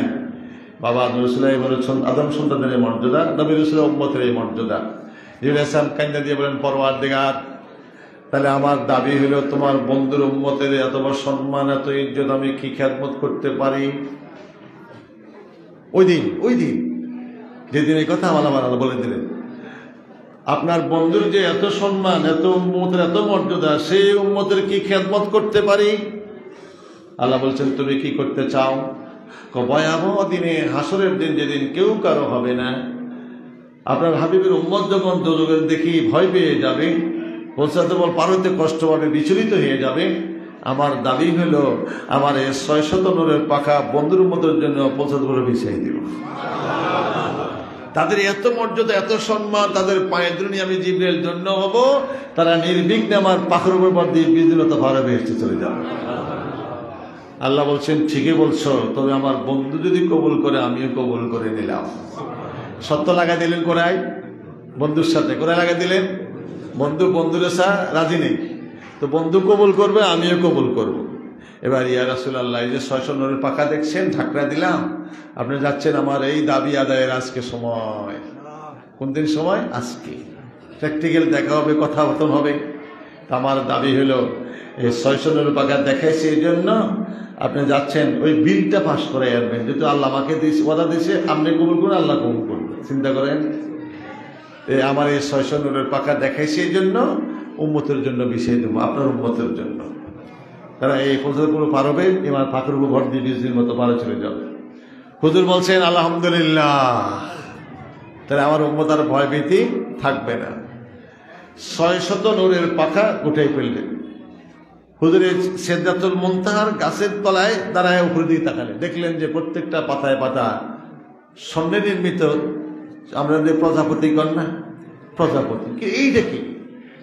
ইনদা সিদরাতুল মুনতাহা ইনদাহা জান্নাতুল মাওয়া ইয ইয়াগশা সিদরাতা মা ইয়াগশা মা যাগাল বাসার ওয়া মা তাবা। কোরআনে আয়াত চলে আসছে, ইশারা চলে আসে সরাসরি সশরীরে মেরাজ। ইনদা সিদরাতুল মুনতাহা, মুনতাহা করায়, সিদরাতুল মুনতাহা করায়, তো কোরআনে কি ইশারা দিচ্ছে না? ইনদা সিদরাতুল মুনতাহা, মুনতাহার নিকটে, কাছে। তো মুনতাহা কি সই দেখছে নাকি হুজুরে? ওই মুনতাহা গেছে, সিদরাতুল মুনতাহা। ইয ইয়াগশা সিদরাতা মা ইয়াগশা, কোরআনে আয়াত ইশারা দিচ্ছে। সিদরাতুল মুনতাহার পাতা ঢাকনা দিয়ে ফেলছেন, যা ঢাকার দিয়া, অর্থাৎ যে বস্তু ঢাকার কথা ছিল ওটা দিয়ে সিদরাতুল মুনতাহার গাছপালা পাতা সব ঢাকনা দিয়ে ফেলছে। কি দেখছে? প্রজাপতির মতো স্বর্ণের প্রজাপতি স্পষ্ট দেখা যাচ্ছে। তারা কারা? তাদের দাবি হইল পরওয়ারদিগার, ফেরেশতাদের ছুটি। কোন দিন? 2 দিন ছুটি পেয়েছে। কোন দিন ছুটি পেয়েছে? খেয়াল রাখবেন, কোন দিন ছুটি? একদিন আগমনের দিন। কোন দিন? আগমনের দিন। আর একদিন মেরাজের রাতের দিন। কোনো কাজ কাম নেই, আছে নাকি? করিম করতে কদে করে আটকে গেছে, আর ইম করার সুযোগ, রহিম করতে রজে কষে আটকে দিচ্ছে। ঠিক যেভাবে ওভাবে আটকে গেছে। তাহলে বন্ধ না? কাজ যখন বন্ধ, দায়িত্ব যখন বন্ধ, অপশন না, তো কেন বন্ধ? আমার বন্ধু দিলেন, আর তোমার বন্ধুকে আমরা তাহলে দেখবো। তখন এই আসমান পর্যন্ত সমস্ত ফেরেশতা জমিনে দেখলো, আর প্রত্যেক আসমানের ফেরেশতা প্রত্যেক আসমানে দেখলো, আর এই উপরের জগতে সিদরাতুল মুনতাহা যত ফেরেশতা সব এক নজর দেখার জন্য ছোট্ট আকৃতি প্রজাপতি আকৃতিরা ওই গাছের পাতায় পাতায় বসে গেল। ইনদা সিদরাতুল মুনতাহা ইনদাহা জান্নাতুল মাওয়া ইয ইয়াগশা সিদরাতা মা ইয়াগশা মা যাগাল বাসার ওয়া মা তাগা লাকাদ রাআ মিন আয়াতি রাব্বিহিল কুবরা। কোরআন সব রয়ে গেছে। মৌলবীরা কয় সশরীরে নেই, নতুন নতুন মৌলবী কোরআনে এক সব কি না যায়, ভুল বলতে হবে, মিথ্যা বলতে হবে, সব তো কোরআন আয়াতে রয়ে গেছে। এটা ইশারা দিচ্ছে, ইশারাতুন নস। এবার সেখানে সমস্ত প্রজাপতি মানে ফেরেশতা। প্রজাপতি মানে কি? সমস্ত ফেরেশতা, কোটি কোটি কোটি কোটি ফেরেশতা সশরীরে নাই সম্ভব হবে। আল্লাহ যেন স্বর্ণে নির্মিত প্রজাপতির মতো বসাই দিচ্ছেন, পাতায় পাতায়, ঢালে ঢালে, গোড়ায় গোড়ায়। হুজুরকে দেখলেন, হুজুর তাদেরকে দেখলেন, এক নজর রাসূলকে দেখবে, রহমাতুল আলামিন। এবার জিবরাইলকে হুজুর দেখছেন, তো দেখলাম, আমার আর চুল পরিমাণ সামনের দিকে অগ্রসর ক্ষমতা আমার নাই। পাখা গুটে বের করে আত্মসমর্পণ, আমার আর সামনের দিকে এক চুল পরিমাণ আগেবার ক্ষমতা আমার। হুজুর বলেন, ভাই জিবরাইল, এই ভীষণ জায়গায়, নিগুড়ো জায়গা, কেউ নাই, এখানে কি এক সঙ্গীকে আর সঙ্গীকে ছাড়িয়ে দিতে পারে? কসম আল্লাহর নির্দেশ, যদি আগায় এক চুল পরিমাণ, আল্লাহ তাজাল্লিয়াতের নূরে জ্বলে পেয়ে কয়লা হয়ে যাবো আমি। তাজাল্লিয়াতের নূর পর্যন্ত যে নূরে মুসা আলাইহিস সালাম মরে গেছে, আখিরা কলে হয়ে গেছে। কসম আল্লাহর, এক চুল পরিমাণ আগেবার ক্ষমতা আমার নাই, যদি যায় আগায় তাজাল্লিয়াতের নূরে, জালালিয়াতের নূরে আমি জিবরাইল জ্বলে পেয়ে কয়লা হয়ে যাব। জিবরাইল সাহেব নূরের তৈরি, কিসের তৈরি? তো নূরের তৈরি রাসূল জিবরাইল যেতে পারলো না, আর মাটির তৈরি রাসূল কেমনে গেল? নূরের তৈরি রাসূল যেতে না, জিবরাইল যেতে না, গেছে কে? মাটির তৈরি। তো মাটির পাওয়ার বেশি না নূরের পাওয়ার বেশি? হ্যাঁ, এই তো ব্যাখ্যা আসছি। নূর নূর নূর, নূরের পাওয়ার বেশি না মাটির পাওয়ার বেশি? নূরের পাওয়ার বেশি। ভুল ব্যাখ্যা করে আপনাদের বোঝায়, সকলে মাটির তৈরি, সকলে মাটির তৈরি কাফের হয়ে যাবে।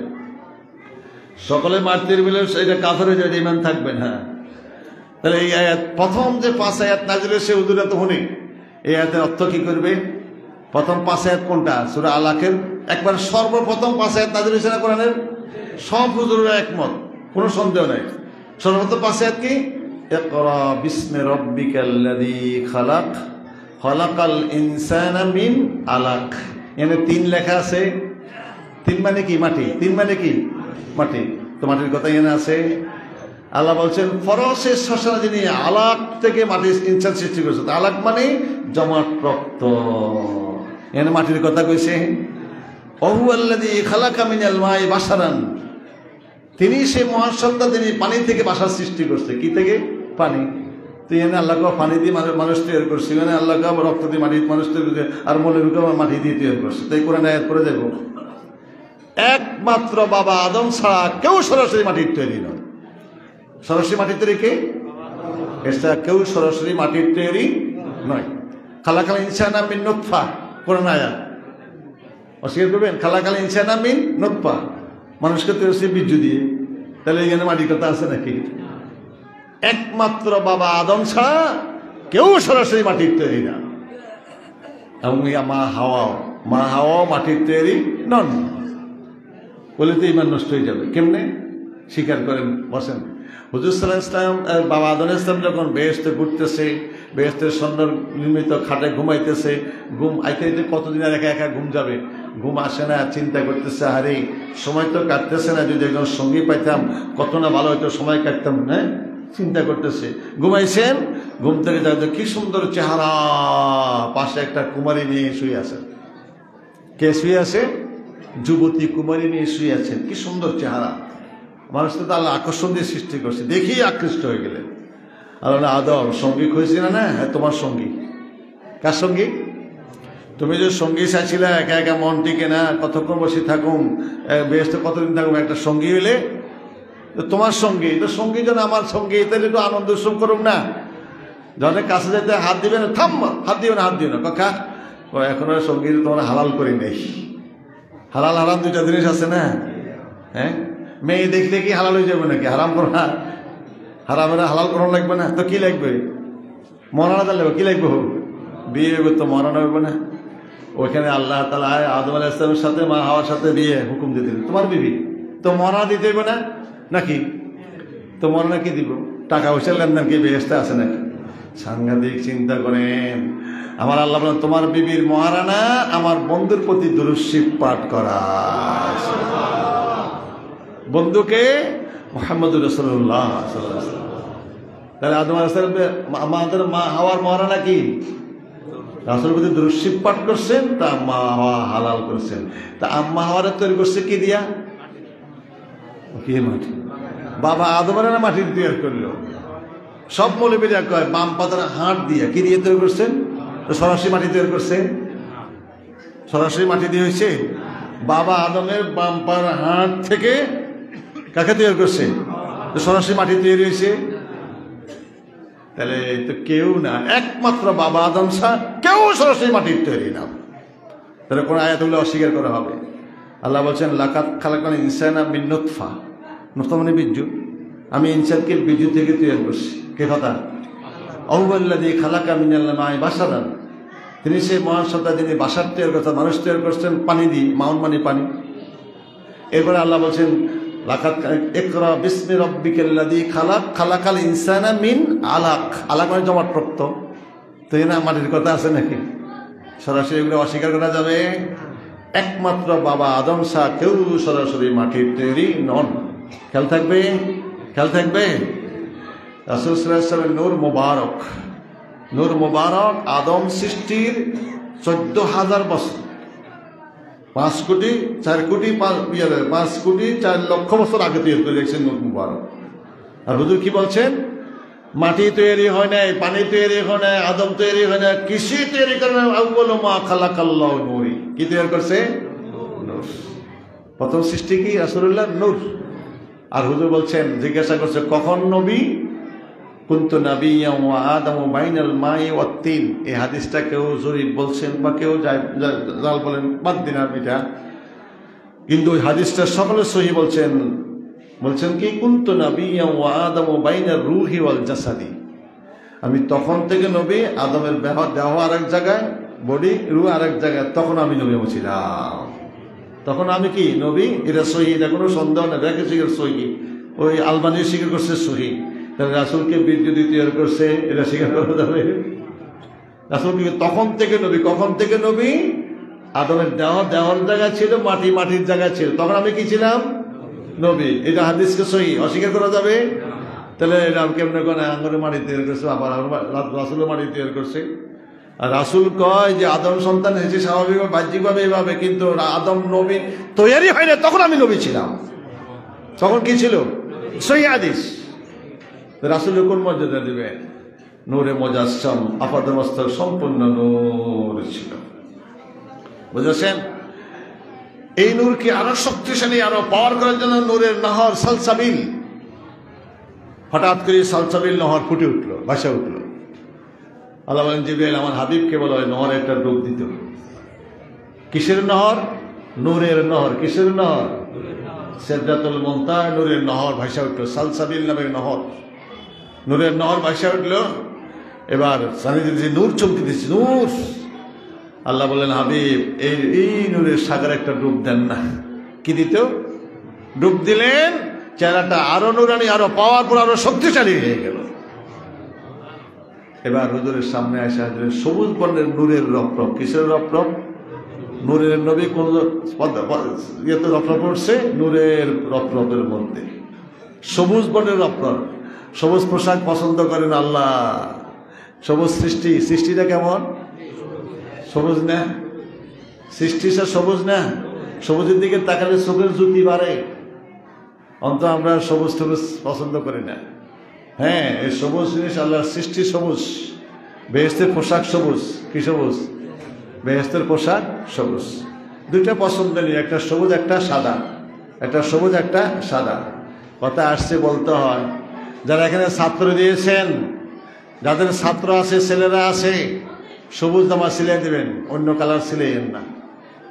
দুঃখ লাগে, একই ক্লাসে বসে অন্য সুরত। আমার হুজুর কেবলা সাদা সবুজ পোশাক পছন্দ করছেন, রাসূল পছন্দ, আমরাও করি। সুন্নতি পোশাক সবুজ, বেহেশতি পোশাক সবুজ, ফেরেশতার পোশাক সবুজ, সৃষ্টি সব সবুজ। সবুজের তাকালে চোখের জ্যোতি বাড়ে। খেয়াল থাকবো, খেয়াল থাকবো। বেহেশতি পোশাক কি? যারা ছাত্র দিয়েছেন, আমি দেখছি একটা ছাত্র এখানে আসে, কি শক্ত দলিল, তাদের কি শক্ত বানালাইছে, এবং ওরা তারা বেয়াদবি করছে আমার সাথে। সবুজ পোশাক যখন একসাথে দেখি আমার কত সুন্দর লাগে। ইগা কালা, ইগা নীল, ইগা হলুদ, ইগা আকাশি, ইগা সবুজ, এটা অসুন্দর লাগে। এই সবুজ কথা ছিল না, এগুলো ছিল না, নাকি ওই টাকা দিয়েছে অন্য কালারিং কথা ছিল। ইয়ান তো বার হইতে না, যে সবুজে খুলে দিয়ে গিয়ে গাঁদতে পারিছে, মানে সবুজটা তাদের কাছে অপছন্দনীয়। এটা কি বেয়াদবি না? আমার কথা মনে আমরা বুঝুন না। সবুজ পোশাক সুন্নত এবং সবুজ পোশাক পছন্দনীয়। এর গার্জিয়ান অনেকে আছেন, ছেলেদেরকে আমার মনে কষ্ট লাগে এই অন্য পোশাকে দেখি, পড়বে অন্য জায়গায়, বাঁকপুর বাইরে একটা সবুজ কোথা সিলাই দেবেন, আমরা এখান থেকে দিই, যাদের নাই তাদেরকে দেওয়া হয়, আর যাদের মা বাবা আছেন দিবেন, সবুজটা সিলাই দিন, অন্য কালারিং করতে এখানে চলে না। এটা সুন্দর, এটা সুন্নত, এটাই একটা নিয়ম, এটা হলো ইউনিফর্ম, এটা হলো আসল লেবাস। কথা খেয়াল থাকবে। গার্জিয়ান আসেন, ছাত্রের গার্জিয়ান আসেন না এখানে? কথা কানা, ছাত্রের গার্জিয়ান এখানে নাই? হাত তোলেন তো, কারা কারা আছেন? হাত তোলেন, হাত তোলেন। ছাত্রের গার্জিয়ান কারা কারা আছেন? এই কজনের ছাত্র আছে, আর কাজ এখানে নাই? 70 জনের পাক করি প্রতিবেলা, আর গার্জিয়ানরা আসে নাই? আসে নাই। তাহলে এরা খেয়াল রাখবেন, সবুজ কোথা সিলাই দেবেন। কি কোথা সিলাইবেন? যারা আছে তাদের নিজের ডরের বুঝে নিশ্চয়ই আল্লাহ মসজিদে দেখছেন না কোনো রাখ, ওলা ডরেন হুজুরে রাগ করে না, রাগ না, আবেগে আপ্লুতই বলছি। সবুজ কোথা সিলাইবেন। কি করতা? সবুজ কোথা সিলাইবেন। আমাদের মাদ্রাসার পোশাক সবুজ। কি রাসূলের সুন্নাত ছিল সবুজ আর সাদা পছন্দ করতেন। আল্লাহর সৃষ্টি সবুজ, আল্লাহ যদি পছন্দ না করতেন সবুজ সৃষ্টি দিতেন? হ্যাঁ, আজ বৈজ্ঞানিক ডাক্তাররা করতেছে সবুজের দিকে তাহলে চোখের জ্যোতি বাড়ে, তাহলে ভালো না খারাপ? সবুজ পোশাক জ্যোতি বাড়ে। আর সাদা, তো ছেলেরা সাদা ব্যবহার করলে ময়লা হয়ে যায়, একদিন দুদিন গাজিলে ময়লা। এই জন্য আমরা সবুজ, আমার হুজুর কাল্লা করছে আমরা করি। আমি অনুরোধ করে বলছি, ছাত্র আমার সামনে এ কোথা গায়ে, অন্য কোথা গায়ে দিয়ে আমার কষ্ট লাগে। আপনারা যারা গার্জিয়ান আছেন সবুজ কথা আছেন, হ্যাঁ অন্যটা দেন, কিন্তু এখানের যে রীতিনীতি এখানে এটা মানতে হবে। কথা খেয়াল থাকবে। আর বাবা গার্জিয়ানরা সিলাই দেন, এই একদম বাড়িতে না দিয়ে এদের খুলে খুলে হালাইতে চলে যায়, চলে গেছে, মানে এটা অসন্ত মানে নাউজুবিল্লাহ। কথাগুলো খেয়াল থাকবে। সবুজ পোশাক, বেহেশতি পোশাক। হুজুরকে পোড়াক এনেছেন সবুজ বর্ণের পোড়াক, সাদা বর্ণের, আর নিচের মেয়েরাজে রপ সবুজ বর্ণের রপ, নূরের রপ, সবুজ বর্ণের চাদর। তাহলে আল্লাহ কতটুকু পছন্দ করেন? বন্ধুরে দিদার নিয়েছেন সবুজ বর্ণের রপের দিয়ে, সবুজ বেহেশতি পোশাক সবুজ। এবং হুজুরের সাল্লাল্লাহু রওজা আর গিয়ে দেখে দেবেন গম্বুজ সবুজ, ঠিক না ভাই? ঠিক। এগুলো পছন্দ না হলে এগুলো গেলে সবুজের দিকে তাকাইলে চোখের দৃষ্টি বাড়ে, খেয়াল রাখবেন। এই জন্য সৃষ্টি সবুজ। ফেরেশতারা পাতায় পাগড়ি দেয় সবুজ, ফেরেশতাদের পোশাক সবুজ। যাক কথা আসছে বলছি, ওটা খেয়াল রাখবেন যারা গার্জিয়ান আছেন। দেখা গেছে অন্য কোটা 3-4টা, সবুজটা একটা। কিরে এটা গাছ দিলে গা, কয়েকে 2 দিছি, তুই গা কয়েকে সিলে দিছি, তুই গা সিলেছি, এই সবুজ সিলাই তার বুঝো না বাংলা, আমার কথা বুঝুন না মনে আপনার। তুই গা সবুজ সিলে কি হইতো? ওই সবুজ একটা আমরা সিলে দিয়েছি, বা ওরা একটা দিয়েছে কোন রকম, আর দেখেন কালারিং 3-4টা 5টা আছে। কিরে এই গান দিয়েছেন কিনলেই এখন ক্লাসে 100তে কয় আমাদের কাছে দিছি, তো ইগা কয়েকে সিলে দিছে ভাবে, তো ইগা সবুজ সিলাই তার দুগা সবুজ সিলাই দেন, আর কোন কালার টালার থাকলে থাক না। এগুলা খেয়াল রাখবেন। খেয়াল থাকবো। আল্লাহুম্মা সাল্লি আলা সাইয়্যিদিনা মাওলানা মুহাম্মাদ ওয়া আলা আলি সাইয়্যিদিনা মাওলানা মুহাম্মাদ। সবুজ বর্ণের রপ, সবুজ বর্ণের চাদর, রপ চাদর।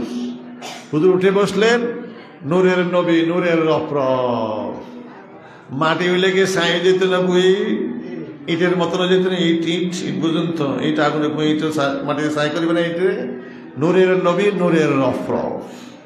কত পদ্মা? 70,000 নূরের পদ্মা। কত পদ্মা? নূরের নবী নূরের জগৎ ভ্রমণ করছেন। কি জগৎ? নূরের জগৎ। সিদরাতুল মুনতাহা থেকে আরশাদি পর্যন্ত 70,000 নূরের পদ্মা।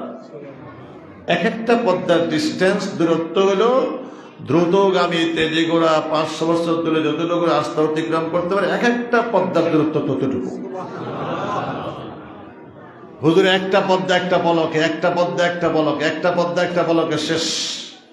সর্বশেষ 69,999 পদ্মা ভেদ করে একটা পদ্মা, এটা উঠে না, এটা উঠে না। হুজুর স্টপ, দাঁড়ায় গেলেন। ভিতর থেকে আওয়াজ আসতেছে, দাঁড়ান, আপনার পরওয়ারদিগার সালাতে মশগুল। কি আওয়াজ আসে? হ্যাঁ হাবিব, আপনি দাঁড়ান, আপনার পরওয়ারদিগার সালাতে মশগুল। থমকে গেলেন হুজুর, চিন্তা শুরু করলো, আমরা আল্লাহর ইবাদত করি, আল্লাহ কার ইবাদত করে? চিন্তা। আবার আমার আওয়াজটা আবু বকরের গলার আওয়াজ। কার গলার আওয়াজ? আবু বকরের গলার আওয়াজ। আমি আসার আগে আমার আবু বকর এখানে কি করে আসলো? সুবহানাল্লাহ। হুজুরের চিন্তা শুরু হইল। আর আমরা আল্লাহর ইবাদত করি, আমার আল্লাহ কার ইবাদত করে? প্রশ্ন এসে গেছে না? এই বইতেই না বইতেই পদ্মা উঠে গেল। হুজুর উঠতেছেন, পায়ে জুতা মোবারক। তো জুতা কোথেকে আসলো? প্রশ্ন আসছে না? কারো কারো মতে জুতা মোবারক পায়ে ছিলেন, তার রুহুল বাইন আছে জুতা পায়ে ছিল। জুতা কোথায়? জুতা পায়ে দিয়ে নামাজ পড়তেন, জুতা পায়ে দিয়ে ঘুমাই যেতেন না। অর্থাৎ মরুভূমি ছিল, শুকনা বালু, ময়লা কাদা, ময়লা নাপাক লাগতো না, এই জন্য জুতা দিয়ে নামাজ পড়তেন। হাদিসে আছে না, জুতা দিয়ে নামাজ পড়তেন। ও জুতা পায়ে দিয়ে ঘুমাই যেতেন। ওই সময় আসলে পায়ে জুতা মোবারক ছিল কারো কারো মত। তো হুজুর সাল্লাল্লাহু আলাইহি ওয়াসাল্লাম জুতা মোবারক যেহেতু হুজুরের কাছে ওই নাযিল হয়েছে, ফাখলান আলাইক ইন্নাকা বিল ওয়াদিল মুকাদ্দাস তুয়া। মুসা যখন তুর পারে গেলেন, পবিত্র পাহাড়, পবিত্র কেন? আল্লাহর কথা আওয়াজ সেখানে গাছ থেকে আসে, এই জন্য পবিত্র পাক। আল্লাহ কে উঠো, ইন্নানি আনাল্লাহ লা ইলাহা ইল্লা আনা ফাবুদনি, ডাকতেছেন কে? আল্লাহর ডাকে সারা দিয়ে ধরায় উঠতেছিল। কোথায়? তুর পাহাড়। আল্লাহ কে ফাখলানা আলাইক, তোমার পায়ে জুতা আছে, জুতা খুলে উঠো। ইন্নাকা বিল ওয়াদিল মুকাদ্দাস, জানো এটা পবিত্র পাহাড়। এটা কি পাহাড়? তোমার আমার কথোপকথন চলছে, আমার আওয়াজ শুনতেছো, এটা পাক পবিত্র জায়গা। তোমার পায়ের জুতা খুলে পাহাড় উপরে ওঠো। আল্লাহর নির্দেশ, এটা আল্লাহ রাসূলকে জানাই দিচ্ছেন না ওহীর মাধ্যমে। যেখানে মুসা আলাইহিস সালামের মতো লোককে আল্লাহ ধমক দিয়ে জুতা খোলালেন তুর পাহাড়ে উঠতে, আর সেখানে আশ্বাস দিয়ে উঠছে জুতা পায়ে দিই, আদব হবে না বেয়াদবি হবে?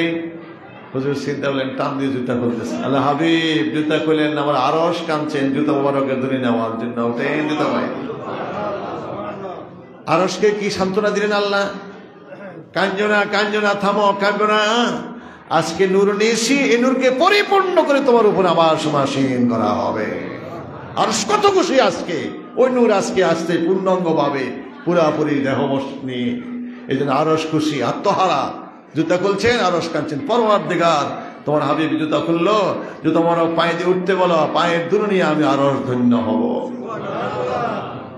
আল্লাহ হাবিব জুতা খুললেন, আমার আরশ কাঁদছেন, জুতা মরো পায়ে দিয়ে আসছে আজিমে রাসূল। কাবা কাউসাইনে আওয়াজ না, এটা ধনুক যে তীর যে মারেন আপনারা, ধনুক আছে না কঞ্চা, বাঁশের কঞ্চা, এটা হলো কাউস, আরবিতে হলো কাউস। কাবা কাউসাইনে আও আদনা, দুটা ধনুককে একত্রিত করলে কি আর ফাঁক থাকে? ফাঁক থাকে। তেমনি নিকটে আল্লাহ রাসূল, এটার ব্যাখ্যা কেউ দিতে পারে না। ঠিক আল্লাহ রাসূল এইভাবে সামনাসামনি, কত নিকটে, দুইটা ধনুক একত্র করলে তার যতটুকু নিকট, তার চেয়ে নিকটে আল্লাহ রাসূল। আমরা যেভাবে নামাজে বসি, সামনে কে? আনতা আবুদাল্লাহ কান্নাকা তারাহু ফাইন লাম তাকুন তারাহু ফাইন্নাহু ইয়ারাক। তুমি এমন ভাবে ইবাদতে মশগুল আছো, তুমি আল্লাহকে দেখতেছো। আল্লাহ কোথায়? হাজির ও নাজির সামনে, বলছেন হাজির ও নাজির। ঠিক ওইভাবে সরাসরি আল্লাহ রাসূল সামনে আল্লাহ। চিন্তা করেন, এই জন্য আদব আত্মায়াতে শুরুতে বসছেন। এ বসতে আল্লাহ প্রথম সালাম দিলেন না, জিজ্ঞাসা, বন্ধু আপনি আমার দিদারে আসছেন, আমার জন্য কি নিয়ে আসছেন? এখন কি জবাব দিবে? আল্লাহ তো বেনিয়ে আস, আল্লাহ সমান, খান না, ঘুমান না, কারো মুখাপেক্ষিন না, তো কি নিয়ে আসবো? হুজুরের ভিতরে ভাব জায়গা দেন, আল্লাহ আল্লাহ ইবাদতের জন্য সৃষ্টি করছেন, ইবাদতে নিয়ে আসছি। কেন নিয়ে আসছেন? আত্তাহিয়াতু লিল্লাহি ওয়াসসালাওয়াতু ওয়াত-তাইয়্যিবাত। আমার তাহিয়াত, আমার পবিত্রতা, আমার জীবন জিন্দেগি যা ভালো মন্দ সবই আপনার জন্য নিয়ে আসছে, আপনার কাছে আসছে। আমার পবিত্রতা, আমার নামাজ রোজা যাহা কিছু সব আপনার জন্য। এই যখন সালান্ডার করলেন, স্বীকৃতি দিলেন, এবার সালাম আসছে, আসসালামু আলাইকা আইয়ুহান নবী। হে নবী, আপনার প্রতি রহমত। ওই সময় কিন্তু নবী আমাদেরকে বলেন না, চিন্তা করেন, সুবহানাল্লাহ, চিন্তা করেন, এত মুখামুখি, এত আল্লাহর দিদার, এত মহব্বত, এত নিকটে, তখনও রাসূল উম্মতকে বলেন নাই। দলিল দিচ্ছে সেই আত্মাহিয়াতের মধ্যেই, আসসালামু আলাইনা ওয়া আলা ইবাদিল্লাহিস সালিহিন। আল্লাহ, কথা কার কার খেয়াল করেন? প্রথম কালমা আল্লাহ রাসূলের, আত্তাহিয়াতু লিল্লাহি ওয়াসসালাওয়াতু ওয়াত-তাইয়্যিবাত। কার কথা? রাসূলুল্লাহ। এরপরে কথা আসসালামু আলাইকা আইয়ুহান নবী, কার? আল্লাহ। এবারে আসসালামু আলাইনা ওয়া আলা ইবাদিল্লাহিস সালিহিন, রাসূলুল্লাহর কথা। কার কথা? পরওয়ারদিগার শুধু আমাকে দিদারে আনলে আমার প্রতি রহমত, তা আমি হইতে মানতে পারি না। আমার উম্মত যারা সালেহীন বান্দা, তাদের প্রতি তোমার রহমত। সুবহানাল্লাহ। চিন্তা করেন, সেখানেও আপনাকে রাসূল ভুলেন নাই। এত কাছে, এত দিদারে আল্লাহ, তবুও রাসূল উম্মতকে ভুলেন নাই। আসসালামু আলাইনা ওয়া আলা ইবাদিল্লাহিস সালিহিন। প্রতি 24 ঘন্টা, প্রতিটি মুহূর্তে সালেহের জন্য দোয়া চলে, প্রতিটি মুহূর্তে। সৃষ্টিটা ঘূর্ণায়মান, আল্লাহ ঘুরছে না, অকুল্লুন ফি ফালাকি ইয়াসবাহুন। আল্লাহ সৃষ্টিটা ঘূর্ণায়মান, ঘুরতেছে সৃষ্টি। আছে এখানে এশার নামাজ, মাগরিব নামাজ, এরপরে মাগরিব নামাজ শেষ, 12টা মাগরিব নামাজ, এরপরে আমার পৌঁছে যেতে হবে আস্তে আস্তে মাগরিব। হইতে হইতে হইতে 24 ঘন্টা মানুষ আল্লাহকে সিজদা করে। 24 ঘন্টায় মানুষ দোয়া করে, আসসালামু আলাইনা ওয়া আলা ইবাদিল্লাহিস সালিহিন। এই দোয়া কি বাদ আছে? 24 ঘন্টা চলতেছে অনবরত। সূর্য যখন ঘূর্ণায়মান, ইবাদতে ভাবে ঘুরতেছে, হইতেছে। প্রতি 24 ঘন্টায় এ দোয়া পাঠ করতে হয়, না হলে নামাজ হবে না। আসসালামু আলাইনা ওয়া আলা ইবাদিল্লাহিস সালিহিন। বান্দা স্বাভাবিকভাবে কারা? স্বাভাবিকভাবে চিনে নেন, সালিহিন বান্দা ওদেরকে বলা হয়, বাহ্যিকভাবে ওদেরকে বলা হয় যারা প্রতি শুক্রবারে মা বাপের কবর জিয়ারত করে। এখন মা বাপ নাই, মা বাপ নেই, কোথায় যাবেন? জুমার নামাজ পড়ছেন, বসে আর কিছু না, মা বাবার কবরটা স্মরণে না, একবার দুবার আস্তাগফিরুল্লাহ বলে সূরা ফাতিহা একবার, সূরা ইখলাস 3 বার করে মা বাবার দিকে চেয়ে দেন, যেন তো সমান সমান হয়ে যাবে। এই জন্য আমরা প্রত্যেক জুমার নামাজের পরে দোয়ার ব্যবস্থা করে চলে যাই। সকালে উঠলে আপনি 2 মিনিটে বসার 5 মিনিট সুযোগ হয় না। ওই শুক্রবারে মা বাপের রুহানিভাবে আল্লাহ তাআলা আযাব কমায় দেন। রুহানিভাবে প্রত্যেকটা সন্তান ঘরে ঘরে মসজিদে মসজিদে মা বাপ ঘুরতে থাকে রুহানিভাবে। গুনাহগার মা বাপ কান্দে, রে পুত আমরা আসছি যে দোয়া করা যায় পবিত্র জুমার দিন, দোয়া কবুল হবে। কিন্তু যে নাফরমান শুয়ে এসে টিভি হিসাবে এসে মসজিদ দ্বারা কাছে আসে না, মা বাপ অভিসম্পাদ দিয়ে নালতে দিতে চলে যায়, ফেরেশতা তাদের গর্দান নিয়ে তাদের রুহানিভাবে টেনে নিয়ে আবার দোজখে নিক্ষেপ করে, মানে তার শাস্তি উপভোগ করতে থাকে। আর নেককার সন্তান দোয়া করে রব্বির রহমহুমা কামা রব্বায়ানি, যাহা দোয়া করলেও তাই কবুল হয়ে যাবে সন্তান। দোয়া শিখাই দিয়েছেন কে? আমার আল্লাহ। শিখাই দিয়েছেন কে? আল্লাহ। শিখাই দিয়ে কি আল্লাহ কবুল করবেন না? এই জন্য প্রত্যেকটা খেয়াল রাখবেন সন্তানের দোয়া। মা বলেন রব্বির রহমহুমা কামা রব্বায়ানি সগীরা, শৈশবে ছোটবেলা আদর করে মায়া করে মহব্বত করে যেভাবে রেখেছিল আল্লাহ, আমার আব্বা মা তোর রহমত দিয়ে মায়া দিয়ে তুমি মহব্বত করে হেফাজত করে রাখো, যা দোয়া করলে তাই কবুল হয়ে যাবে, কোনো সন্দেহ নেই। করবেন?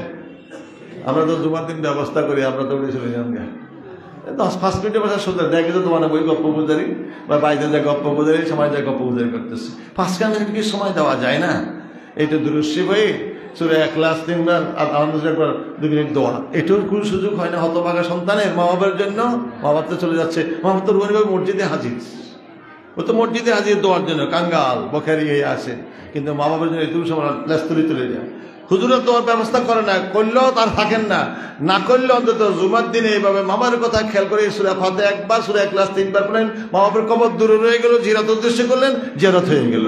যেই সন্তান প্রতি শুক্র মামার কবর জিয়ারত করে তার নাম সলিহিনের খাতা লেখা হয়, প্রতি 24 ঘন্টা ওই সন্তানের জবান দোয়া দিতে থাকে, কোনো সন্দেহ নাই। আসসালামু আলাইনা ওয়া আলা ইবাদিল্লাহিস সলিহিন না করে কি দোয়া হবে? নামাজ হবে? তো দোয়া তো চলতেছে। কে সেই সলিহিন বান্দা? যে সলিহিন বান্দা প্রতি শুক্রবারে তার জুমার দিনে তার মা বাবার জন্য দোয়া করে, তার নাম কি? সলিহিনের বান্দা। আল্লাহুম্মা সাল্লি আলা সাইয়্যিদিনা মাওলানা মুহাম্মাদ ওয়া আলা আলি সাইয়্যিদিনা মাওলানা মুহাম্মাদ। এবার সাথে কি আছেন? চতুর্দিকে ফেরেশতা। প্রথম কথা কালমা আমার রাসূলের, দ্বিতীয় কালমা আল্লাহ কালেমা, অর্থাৎ আসসালামু আলাইকা আইয়ুহান নবী। কালমাগুলো সংযুক্ত হয়েছে কিভাবে? তৃতীয় কালমা আসসালামু আলাইনা ওয়া আলা ইবাদিল্লাহ, সেটা কার কথা? রাসূলুল্লাহ। চতুর্থ কালমা কার? চতুর্দিকে ফেরেশতা। আশহাদু আল্লা ইলাহা ইল্লাল্লাহু ওয়া আশহাদু আন্না মুহাম্মাদান আবদুহু ওয়া রাসূলুহু। ফেরেশতা কার কথা? তাহলে কজনের? আল্লাহর, আল্লাহ রাসূলুল্লাহর, আল্লাহর, আল্লাহ রাসূলের আর ফেরেশতার। কজনের কথা? এই 3 জনের কালমা। তাহিয়াতু লিল্লাহি ওয়াস সালাওয়াতু ওয়াত তাইয়্যিবাত, এটার কথা রাসূলুল্লাহর। আল্লাহর পক্ষ থেকে আসসালামু আলাইকা আইয়ুহান নবী, এটা আল্লাহর কালাম। এরপরে রাসূল বলছেন আসসালামু আলাইনা ওয়া আলা ইবাদিল্লাহিস সলিহিন, রাসূলুল্লাহ। এরপরে আশহাদু আল্লা ইলাহা ইল্লাল্লাহু ওয়া আশহাদু আন্না মুহাম্মাদান আবদুহু ওয়া রাসূলুহু, ফেরেশতা। তাহলে কজন আত্মীয় এখানে দোয়া? আত্মীয়দের মধ্যে 3 জন, মানে 3 জন মানে আল্লাহ, আল্লাহ রাসূল ও ফেরেশতা। ফেরেশতা কি সাক্ষী দিচ্ছেন? যিনি এভাবে আল্লাহর পক্ষ থেকে আল্লাহর মেহমান হয়ে এখানে আসেন আল্লাহর দিদারে, সে আল্লাহকে আমরা একক স্বীকার করলাম। আশহাদু আল্লা ইলাহা ইল্লাল্লাহ, সাক্ষী দিচ্ছি তুমি ছাড়া দ্বিতীয় কোনো মাবুদ নেই। আরো সাক্ষ্য দিচ্ছি ওয়া আশহাদু আন্না মুহাম্মাদান আবদুহু ওয়া রাসূলুহু, যিনি তোমাকে তোমার বন্ধু বানাইয়া তুমি দিদারে আল্লাহ, তারকে সাক্ষী তিনি তোমার বান্দা ও রাসূল। এই জন্য তো আত্মায়াত আর মৌলবী ঘুমে গিয়ে আত্মায়াত নাজিল হয়েছে নাকি? তোর বাংলা বুঝুন, মৌলবী আত্মায়াত রজ হয় না তো স্বপ্নে বছর জিয়ারতের আত্মায়াত করতে নাইল কি? আত্মায়াতে আসেনি এনে তেমনি ওই অবস্থায় তো আত্মায়াত আমাদের প্রতি ওয়াজিব হয়ে গেল। আত-তাহিয়াতু লিল্লাহি ওয়াস-সালাওয়াতু ওয়াত-তাইয়্যিবাত। আসসালামু আলাইকা আইয়ুহান নবী ওয়া রাহমাতুল্লাহি ওয়া বারাকাতুহু। আসসালামু আলাইনা, আর রহমত বরকতের জন্য দোয়া করতে, শুধু রহমত না, রহমত বরকত দুইটা। আসসালামু আলাইনা ওয়া আলা ইবাদিল্লাহিস সলিহিন। আশহাদু আল্লা ইলাহা ইল্লাল্লাহু ওয়া আশহাদু আন্না মুহাম্মাদান আবদুহু ওয়া রাসূলুহু। সাক্ষ্য দিচ্ছে ফেরেশতারা। এই যে কালমাটা হুজুর বললেন ওই সময় রাআইতু রব্বি আযজা ওয়া জাল্লা ফি আহসানি সূরাতিহি, আমি আমার পরম পরাক্রমশালী আল্লাহকে আসল সুরতে দেখেছি। আসল সুরত এই সর্মসকে স্পেশাল। রাআইতু রব্বি আযজা ওয়া জাল্লা ফি আহসানি সূরাতিহি, আমি আমার পরম পরাক্রমশালী মহাগৌরবান্বিত আল্লাহকে আসল সুরতে দেখেছি। আল্লাহর কুদরতি হাত আমার বক্ষের উপরে রেখেছিল, আমি তার শীতলতা অনুভব করেছি। জিনে চাবি ধরে না, কেমনে বুঝলে? জিন দেখছেন নাকি? চাবি ধরছে, জিন দেখছেন নাকি? ভার অনুভূত হচ্ছে, চাবি ধরছেন। হুজুর বলছেন আমি আমার আল্লাহকে সচক্ষে দেখছি, কুদরতি হাত বক্ষে রেখেছে, তাও আমি অনুভব করেছি। আল্লাহ বললেন ফাওয়াহা ইলা আবদিহি মা ওয়াহা, যাহা কিছু ওই করার দেওয়ার সব আমি আমার বান্দাকে দিয়ে দিস। কি দিল? কিছু বাকি রাখছেন না? উতিতুল ইলমাল আউয়ালিন ওয়াল আখিরিন। হুজুর বলেছেন আল্লাহ আমাকে শুরুর এবং শেষের সমস্ত ইলম দান করলো। আমার রাসূল বলেন আমার আল্লাহর কুদরতের জন্য বক্ষে রেখেছিল, আমি তার শীতলতা অনুভব করেছি, সাথে সাথে আমার কালটা নুরানি প্রশস্ত হয়েছিল, আমার বক্ষটা প্রশস্তিত হয়ে গেছিল। শুরু থেকে শেষ পর্যন্ত কি হয়ে গেছে, কি হইতেছে, কি হবে, সবে আমার দৃষ্টিতে ভেসে উঠছে। আল্লাহ বলেন ফাওয়াহা ইলা আবদিহি মা ওয়াহা, যাহা কিছু ওই করার দেওয়ার সবে আমার বান্দাকে দিয়ে দিস। কি দিল? উতিতুল ইলমাল আউয়ালিন ওয়াল আখিরিন। কোরআন স্বীকার করবেন, এটা তো হাদিস। আর রহমান আল্লামাল কোরআন, প্রজ্ঞাময় মহান আল্লাহ যিনি তার বান্দাকে কোরআন শিক্ষা দিয়েছে। কি দিয়েছে? কোরআন শিক্ষা। কোরআনের মধ্যে শুরু থেকে শেষ পর্যন্ত কি হয়েছে, কি হইতেছে সবই রয়ে গেছে। তাহলে দিছে না দেন? এবার মা কানা ওয়া মা ইয়াকুনু তাফসীর লেখে যা হয়ে গেছে, যা হবে, সমস্ত ইলম আমার আল্লাহ রাসূলকে দান করেছে। কিয়ামতের দিন কি হবে রাসূল বলছেন, দোজখের ঘটনা বলছেন, হাসরের ঘটনা বলছে, তাই অগ্রিম কোন তাই কইছে নাকি? তাহলে আগের জ্ঞান পরের জ্ঞান দিছে কি দেয় নাই?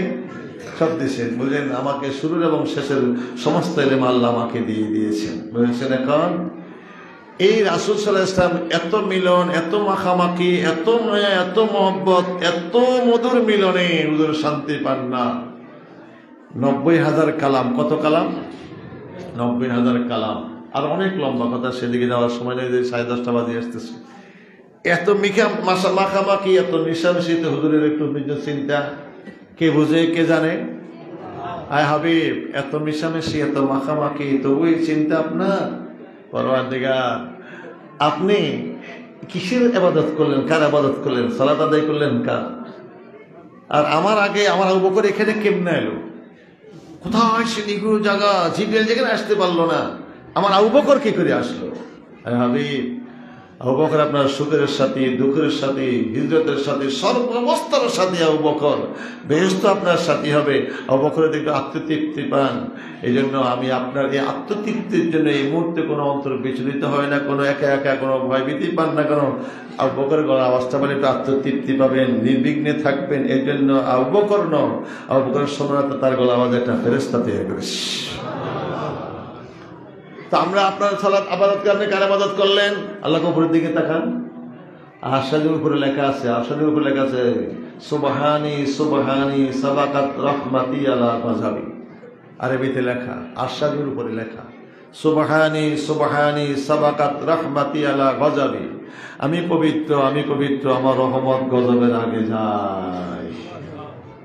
রহমত গজবের আগে যায়। রহমত পাওয়ার বেশি না গজবের পাওয়ার বেশি? লা তাকনাতু মিন রাহমাতিল্লাহ। তোমরা আমার রহমত থেকে নিরাশ হয়ো না। যত গুনাহ করো, কত গুনাহ, জমিন থেকে আসমান পর্যন্ত গুনাহ নিয়ে যদি বন্ধু অপরাধ স্বীকৃতি দিয়ে কান্দা দেয়, এতটুকু মানে চোখ দিয়ে বের হলো, চোখের পাতা বেজে গেছে, ওই বান্দাকে আল্লাহ এমন ভাবে মাফ করে যেন এই মাত্র সে মায়ের গর্ভে থেকে বাড়িছে, আর কোনো গুনাহ লেখা হয় নাই, আর কোনো গুনাহ লেখা হয় নাই। কারণ জমিন থেকে আসমান এত গুনাহ কি করেন না কেউ আছেন? এই জন্য রহমত, এই জন্য এই রাত্রিটা রহমতের রাত্রি আমরা সম্বল করে রাখছি। রহমত নাজিল হওয়ার রাত্রি, আল্লাহ রহমত পর্যন্ত এইভাবে খাস রহমত। আয় হাবিব, আপনি আসছেন আমার দিদারে, আপনার উম্মতের জন্য স্পেশাল ভাবে খাস রহমত বিদার করছি। আপনার আমার সালাত আমার বান্দার জন্য রহমত। এটা কিসের রাত্রি? রহমতের রাত্রি। চিন্তা করেন, এই রহমতের রাত্রিতে আল্লাহ রাসূল কতদিন পর্যন্ত গিয়েছিল, কাটাইছিল? বেহেশত দোজখ দেখছে না? আহা, দোজখের কাহিনী চিন্তা করলে তো অস্থির হয়ে যাবে। বেহেশত ভ্রমণ করছে আমার রাসূল, দোজখ ভ্রমণ করছেন আমার রাসূল। বেহেশতে যাইয়া হুজুর কয়, আমি যখন বেহেশতের প্রথমে কদম রাখলাম, দেখলাম যে ফেরাউন স্ত্রী আসির স্ত্রীর সুগন্ধ পাওয়া যায়। যে এই বেহেশতটা কার? ওই যে 7টা সন্তান ফুটন্ত শিশার করে ছেড়ে দিল ফেরাউন, তবুও সে একবার মুখে আল্লাহ বলল না। এবং স্বর্ণ নির্মিত ঘর তৈরি করছেন, এই ঘর তোমারও তুমি একবার আমার মুখে আল্লাহ বলো, তাও তিনি গ্রহণ করলেন না। 7টা সন্তান দিলেন, শেষ নিজে যখন একবার মুখে বলার জন্য বললেন না, বরঞ্চ জানটা দিয়ে দিলেন। কেমন ভাবে দিচ্ছেন জানেন? সহজ ভাবে টান দিয়ে ফেলে দিল, উলঙ্গ করলো, বুকে পা দিল, তবু মানলেন না। এবারে কাটায় না, কাঠের সাথে প্রথম বুকের দিয়ে কাঠের সাথে প্যারাক লাগাই দিল, তবু আসিয়া মানছেন না। কাজে রব্বিবনি লি ইনদাকা বাইতান ফিল জান্নাতি ওয়া নাজ্জিনি মিন ফিরআউন ওয়া আমালিহি ওয়া নাজ্জিনি মিনাল কওমিজ জালিমিন। পরওয়ারদিগার, এই জালেম থেকে আমাকে রক্ষা করো। এই আমাকে স্বর্ণের ঘর দেখাইছে, তুমি কি পারো না বেহেশতে একটা ঘর তৈরি করতে আমার জন্য? কিভাবে দোয়া করলেন? রব্বিবনি লি ইনদাকা বাইতান ফিল জান্নাহ। পরওয়ারদিগার, তুমি কি পারো না বেহেশতে আমার জন্য একটা ঘর তৈরি, আমাকে দুনিয়ার স্বর্ণের ঘর দেখা।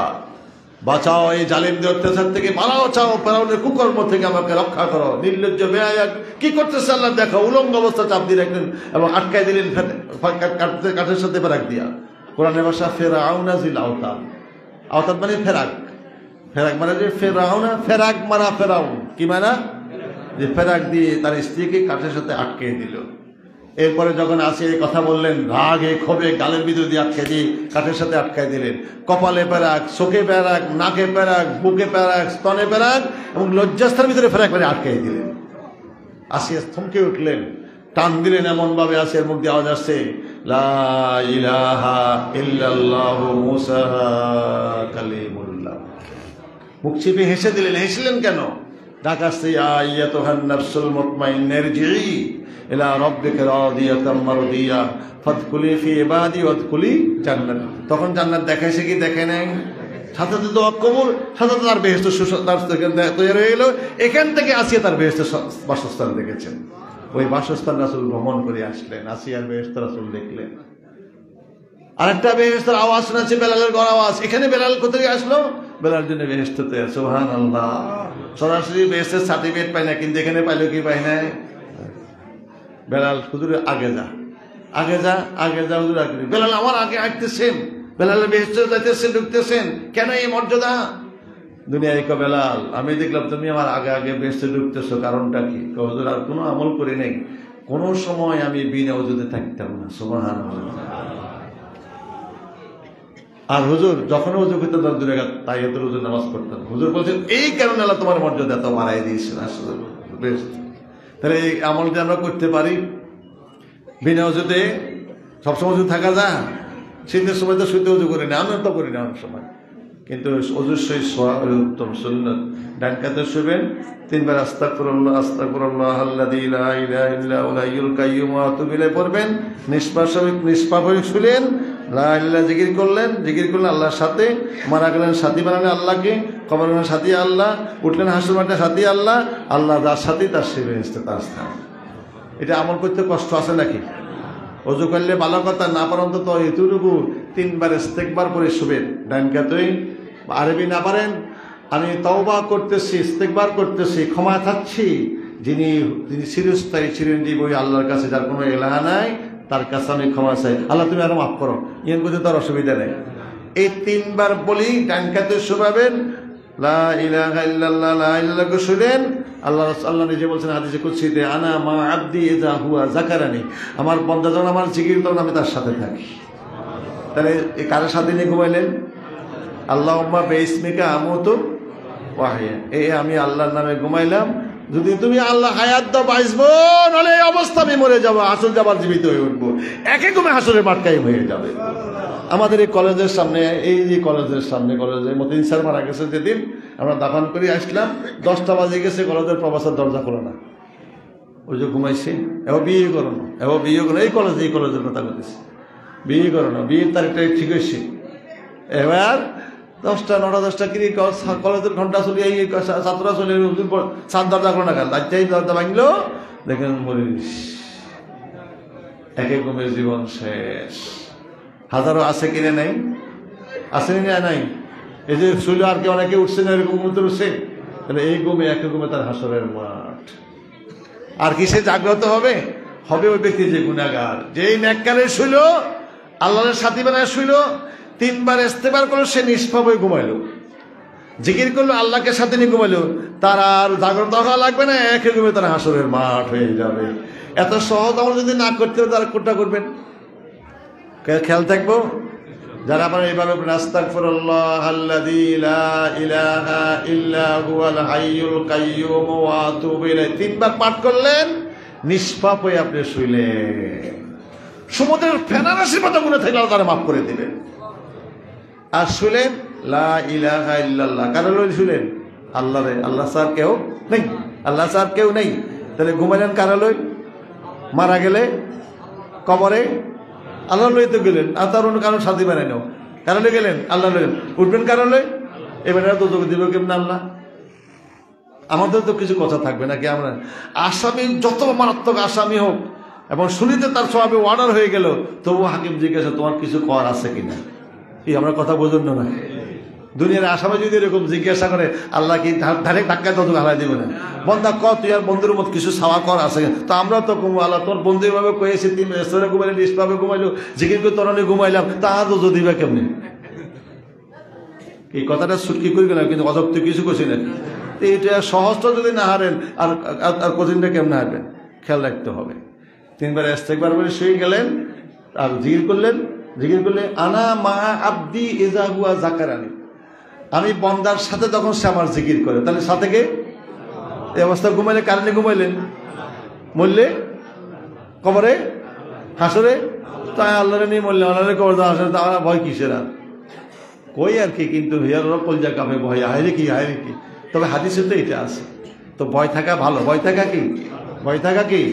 ভয় এবং আশার মাঝখানে ইমান বিরাজ করছে। আল ইমানও বাইনা রিজাই ওয়াল খাউফ, ইমান হলো ভয় এবং আশার মাধ্যমে বিরাজ। যে ভয় করবে আবার আশা হারাবে না, আল্লাহ তার ইমান শক্ত করে দেবে।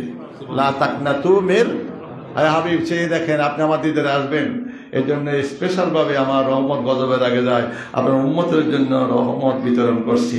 রাতটা কিসের রাত্র? রাতটা কিসের রাত্র? পাইতেন সান্নে না, পাইতেন সান না, এর জন্য আল্লাহওয়ালারা জাগন থাকে, এবার বন্দি করে ঘুমান না, রহমতের রাত্রি। হাদিসে অস্বীকার করতে পারবেন? এই রাত্রিটা রহমতের রাত্রি, সরমেরাজের রাত্রি।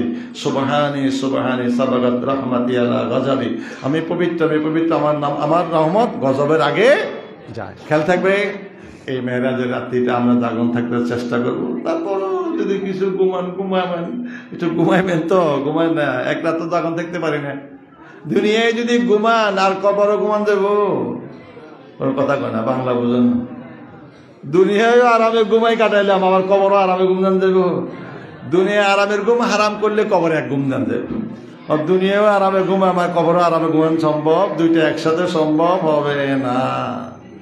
এই জন্য দুনিয়ার আরামের ঘুমকে হারাম করতে হবে, কবরে এক ঘুম দিবে, হাসরের মাঠ কায়েম হয়ে যাবে। এই ঘুমটা কেমন হবে?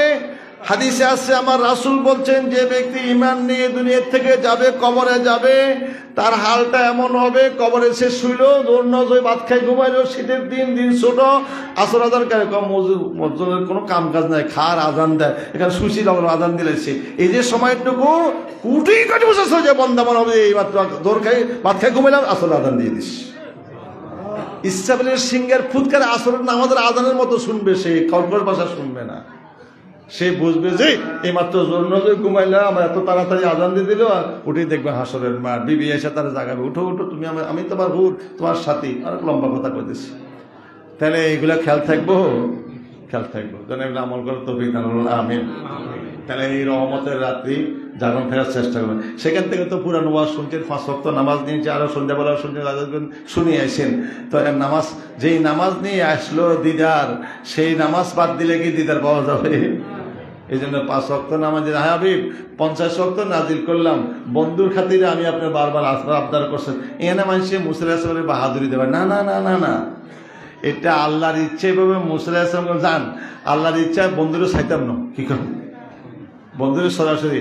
আর বন্ধু আমরা বারবার শাক, দুইজনের চাইলে, আরে মিয়া, একটা ছেলে একটা মেয়ের পাগল, দুজনে খুব, একজনের জন্য একজন পাগল, এই যতবার দেয় তত ভালো লাগে না, খারাপ লাগে?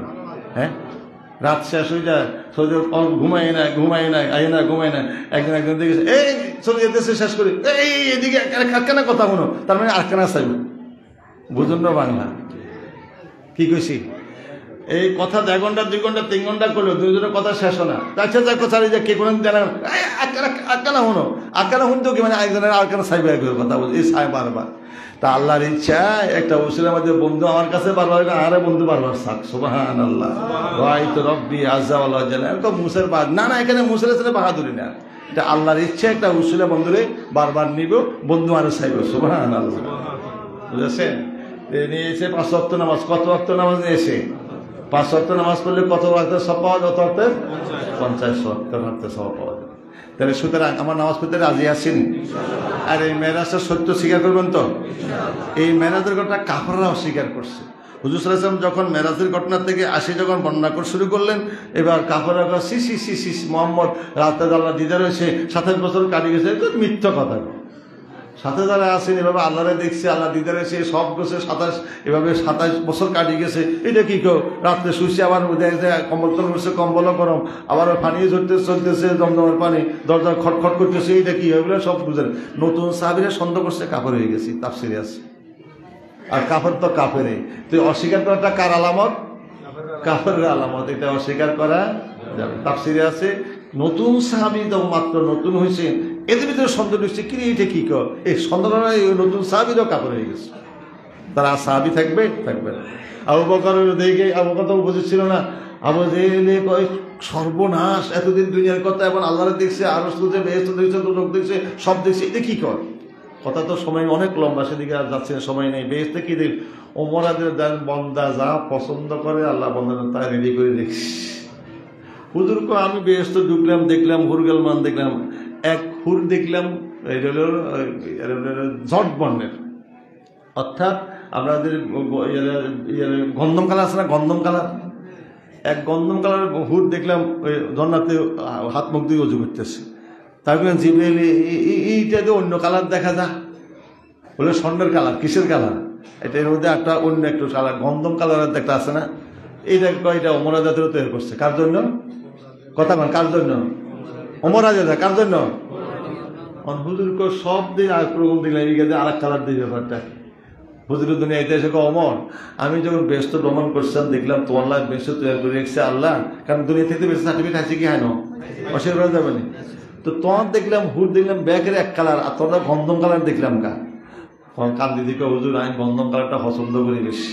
হ্যাঁ দেখছেন বন্দা যে কালার মধ্যে ওই কালার বিবিধ করে রেখেছে লাভের মধ্যে। চিন্তা করেন আল্লাহ কত মহব্বত রাখে। হুজুর কয় আমি দেখলাম তোমার স্ত্রী গন্ধম কালারের কালার হুর। হুজুর আমি গন্ধম কালারটা একটু পছন্দ করি। সুবহানাল্লাহ। ওমর তুমি যা পছন্দ করছো ওই নমুনায়, ওই আকৃতি, ওই সুরতে, ওই রঙালা তোর হুতর করে দিচ্ছে। সুবহানাল্লাহ। বন্দা যা চায় তাই দেবে, বন্দা যেরকম পছন্দ করে আল্লাহ তাকে তেমনি দান করবে। এগুলা আশা করতে হবে কখন? যিনি নামাজ নিয়ে আসছেন, নামাজ পড়লে 5 ওয়াক্ত নামাজ পড়লে পুরস্কার। কি পুরস্কার?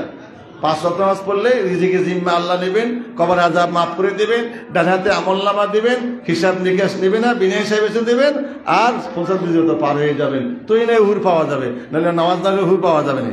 সকলে 5 ওয়াক্ত নামাজ রাজি আছেন না? আল্লাহ নবী রাজি আছেন নি? আল্লাহ আমাদের সকলকে 5 ওয়াক্ত নামাজ পড়ার তৌফিক দান করুন। 5টা কাজ করবেন। 5 ওয়াক্ত নামাজ ঠিক মতো আদায় করবেন, রমজান রোজাগুলো ঠিক মতো আদায় করবেন, মা বাপের খেদমত করবেন, সত্য কথা বলবেন, হালাল খাবেন। কটা খুশি? এটার ভিতরে সব আসি গেছে, সব আসি গেছে নি। হজ টাকা দিলে অন্যের জন্য, বলকের জন্য। এরা বলক কত না চাই না, কিন্তু আমরা বলক মানুষ খামার হতে ঘুমাবে মজা দেন শিখবে করে কান্দাকারি। বাংলা তো অভাবে নাই, অভাব না থাকলে না কান্দাকারি করে, অভাব থাকলে না থাকলে কান্দাকারি করে নেই, তো অভাবে না কান বুঝলে তা আমার দরকার আছে। আমার তো এমনি অডালা আছে, এবং মজা হুজুর মুজুর আছে, কান্দ থাকবে আল্লাহ কাছে, আমার দরকার নেই। বলক কত নাইছে হজ করার জন্য খুব সতর্কতা একজন হাজ যাবে এখানে।